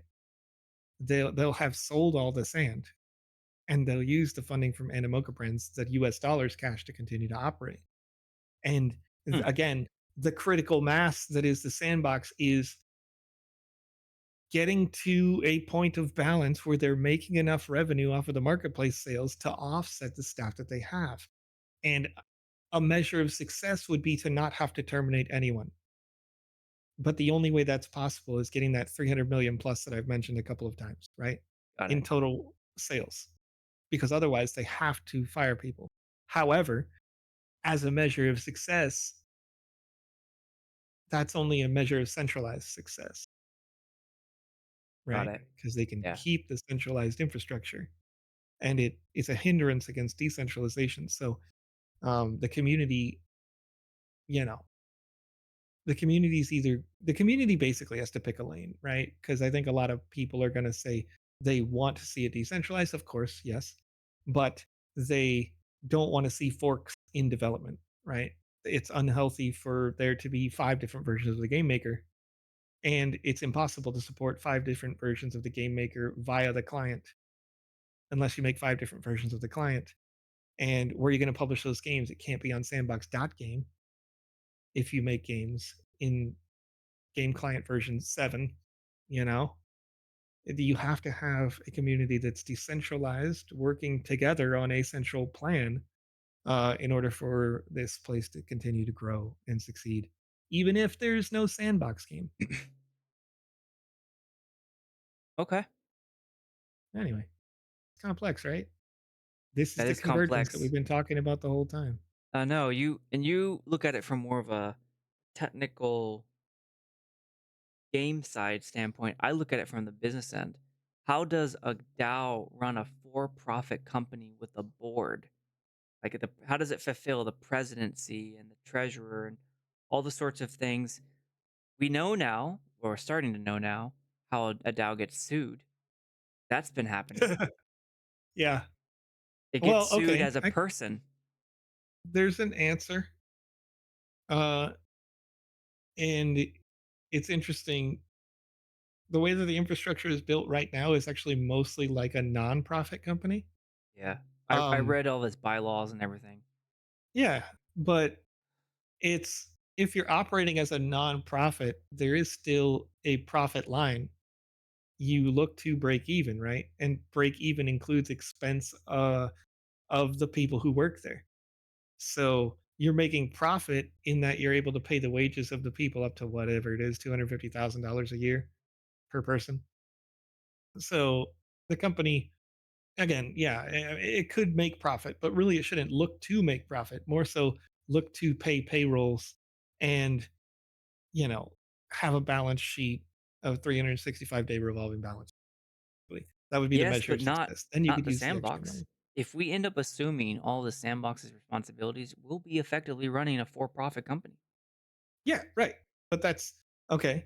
Um, Let me restate that the sandbox isn't making money. They're not for profit. They're not making any Well, they're well, the losing like sandbox might not be 90%. making money, but they're still for profit. They're not non-for-profit. I'm pretty sure about that. Well, they're Right? not They're not listed a as a nonprofit 501c3. company. No, no, no, no, no. They're not. But they could be like the DAO itself and how it is incorporated could operate as a in the same format as a nonprofit Sure, is what sure. I Yeah, mean, the right? foundation itself is Because structured of in the a way way that that it could be is structured. construed. Yes. Yeah, Yeah. So it's not legally on the books as a nonprofit, but that doesn't really matter because like when you go to file for your taxes as a business, you really just have to say, I didn't make any money and I had these expenses. Or I did make so much money, but when I made that money, the expenses offset it by this degree. And then you pay your taxes and you do whatever, right? it'll matter when And they come to the US. I mean, it does, but you can still file as what money did they make in the United States? That's a different thing. Yeah. I do it for our company, so I understand, like, the money Yeah, that we I make do it from on the France. corporation side. I know what Yeah, matters there. yeah. I mean, it's difficult, but that doesn't mean it's not doable, you know what I mean? True. Like, we I'm can do looking it. at a DAO though. A DAO that I has to mean, vote yeah, through SIPs on these things, like let's hope that the people who vote for the SIPs don't say, "I hate the treasurer, kick him out." You know what I mean? that's right. Like, you need an expert, Yeah. but that's the nature of it, isn't it? If again, goes back to the education component. If the people aren't educated, they don't have to be Harvard graduates to understand why it makes sense. You just have to be willing to talk to them. Okay. Yeah. Okay. So I'm hopeful. I'm uncertain. There's too many uncertainties that I don't think have borne itself out yet in the global Oh, yeah. international stage. There are many uncertainties for sure. Yeah, like I Many, think many it's uncertainties. fascinating that a DAO got sued by the US government. Yeah. Getting I sued think as an individual, I think they could probably get it tossed out depending on how their bylaws are written. well they no, But they won. The court case won. yeah, but in a court of appeals is what I mean to say. Oh, okay. Like, Yeah, I yeah, don't think the DAO is I don't think they're and that they well probably don't have the organized funding to to appeal. put it in Yeah, appeals. yeah, All right. All right. yeah. Cool. Well, that was just an interesting thing that popped up that I've heard Seb say it twice now, and then I guess 3 times because on the interview we did where he confirmed it. And just to think about how a company, for profit or non for profit, is run in a central Web 2 way. How then does that happen in a decentralized Web 3? That's kind of that makes me a little nervous. Think about all those obligations you have to pay and Yep. being flexible enough with the right leadership team to responsibly handle those duties and not end up in court because you don't pay on time or it just it Yeah. that's odd, but that's Well, cool. that's another thing. That's another thing that pops up too, right? Is if you choose to not trust anyone, right? Like, let's assume that you don't trust Lanzer with legal fees here. And how does that process work? How does legal, not legal fees, um, actual legal proceedings and interpreting them? Then you're probably going to pay an agency, Yeah. and then it's a question of are we going to allow an agency to price gouge the DAO to have them on retainer, right? And that will And end up in what is their paralysis. value? Yeah. So you have to make sure that again the DAO not just earns enough to pay individuals individually, but earns enough to overpay individuals just in case you want to start to outsource things, and then you get that markup. You know, it's a fun game, Well, I'm but hopeful get that we there. can get through at least the revenue options SIP. That way I can churn out a real revenue plan that identifies income streams that I would then probably need to sip each one into existence in Yeah. whatever fashion it would end up in. That's the way I approach it with the SIP. I want to do the study first to figure out what's reasonable based on experts who know the game. And then Mhm. once we start accruing that revenue, then we start our working groups and then we'll be forced to answer how do we, the Sandbox DAO, want to account for those things. We can't just Yeah. hand it off to the DAO admin team and expect them to do whatever with. There's going to be some sort of governance structure I expect would pop up as a result of that. I'm looking forward to it. That's where I want to go with all this is Yeah. how do we become self-sufficient? Right on. Well, All I'd right. say what 3.5 hours in, we're I think we're ready to bring it home. Yeah. Sure. Is there anything? Oh, any other open topics you wanted to talk about? Uh, nah, man. I mean, future episodes are good. I like what you got coming up. So I'm just excited to, again, be in the conversation, hang out, chat. It's nice to see some great engagement as we're going through here, and hopefully this gets out there to as many eyes and ears as possible. Because again, we are at that convergence where the centralized and decentralized are going to slowly mix up. It's going to be a little messy, but we're nearing the end of the plan, or the original plan, that is. So this is where the fun begins, as they say. Yeah. I just realized I had my dates all wrong. This is where the fun begins. The fun's been going on for quite some time, but we need help. Help. More people come see what we're doing because we're Joseph and I and all the people who are involved in the DAO, we don't want to be the only ones speaking on this. We don't want to be the only ones trying to put forth sips. If I am the one who spent puts in half the sips, that would make me sad. I don't want there to be some sort of perception that I'm just like flooding the market with my sips. That's not it at all. I'm excited, but we want other people to have these competing ideas because in that the best answer will emerge from there, like the marketplace of ideas. Um, so thank you for helping me work through this, Joseph. I feel a lot better about this whole situation. And I think I can articulate it now better. I'm going to be end up stealing some of your words that I've written down That's in great. these slides. Sounds great, man. Thank you. Yeah. So later on today, we'll be interviewing Crypto Diplo, who's the author for SIP number 13, and getting to know his NFT crafting and drop SIP, which a lot of studios seem to be in favor of right now. It's very technical. I kind of understand it.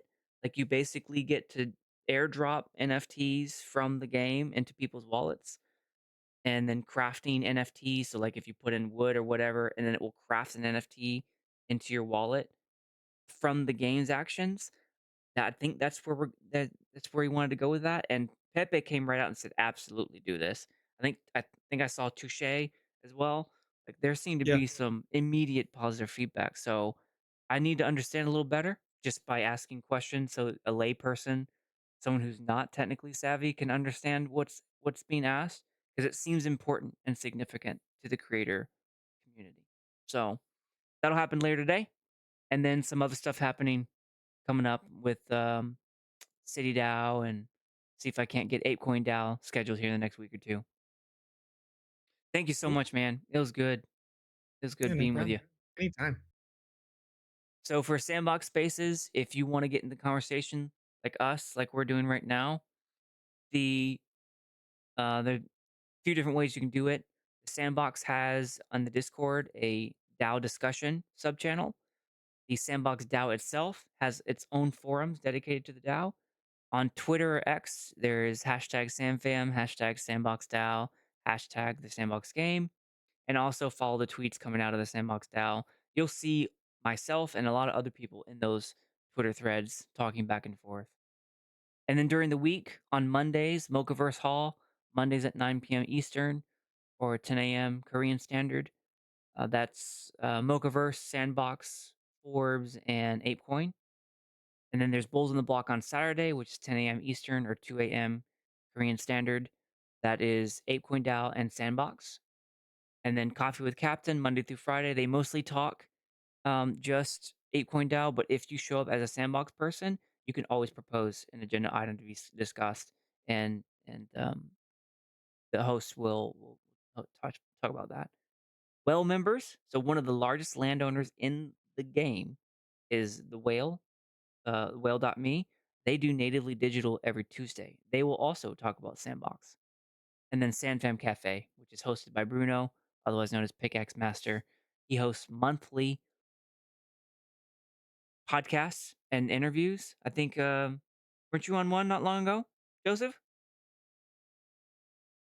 What was the one you were on? Maybe. I do a lot of Yeah, stuff. maybe at this point it's but SandFam Cafe, he might be putting Oh, him yeah, on yeah, yeah. I pause. was definitely on But as of SanFam right Cat. now, I think weren't you on one with AU24K or was that some Yeah, yeah, yeah. Yeah. Yeah, yeah, yeah. Yeah, so it was On a like couple last weeks month, I ago. think. So Yeah. he still does them monthly, and they're more of like on the creator side of the Sandbox game side. Whereas SandDAO podcast, we mostly center around what's going on in the DAO and all the things that intersect with us there. So, all right, man. Last thing, who should we raid? Who is online? Who's raidable? Yep. Hill knows everybody we raid. You know what I mean? Huddle, are Hill's just you gonna. about to go on? I don't. I'm looking at the. Oh, it's just me. I'm the only one on right now for Sandbox. Rip. Let's look at friends. So if you see someone on your friends list you want to raid, shout them out. I'm looking, and who do Yeah, we J have? Cluster's on. I What's see that? them. Username J Cluster. I J noticed they were on as well. Cluster. Who's that? One word. Yeah, they're playing a game called Big Time. It's Web3. Raid J Cluster. Right, just that. Yep. Okay, so we will raid J Cluster and then outro ourselves out. Make sure I got the name right. Big time. Big time showdown grind begins. Is Yep. that it? Yeah. Yeah. Yeah. Okay. Sorry, my mic probably All right. So we start the cut me raid. out. And oh, okay, Huddle Hill says J Cluster is a Web3 gamer and friend of SandFam. All right, so the raid countdown has begun. Joseph, thanks for your time, man. I really appreciate you applying your critical thinking skills to all of this. Yeah. Anytime, as I said, whenever you Won't be like. the last time we discuss a hard topic. But it was challenging to work through it, and not at all obvious what the answer should be. And we are definitely not the only ones talking about this. Please get involved, vote. There's a sip going on right now that could use your help. And we'll hit the raid button. Thanks.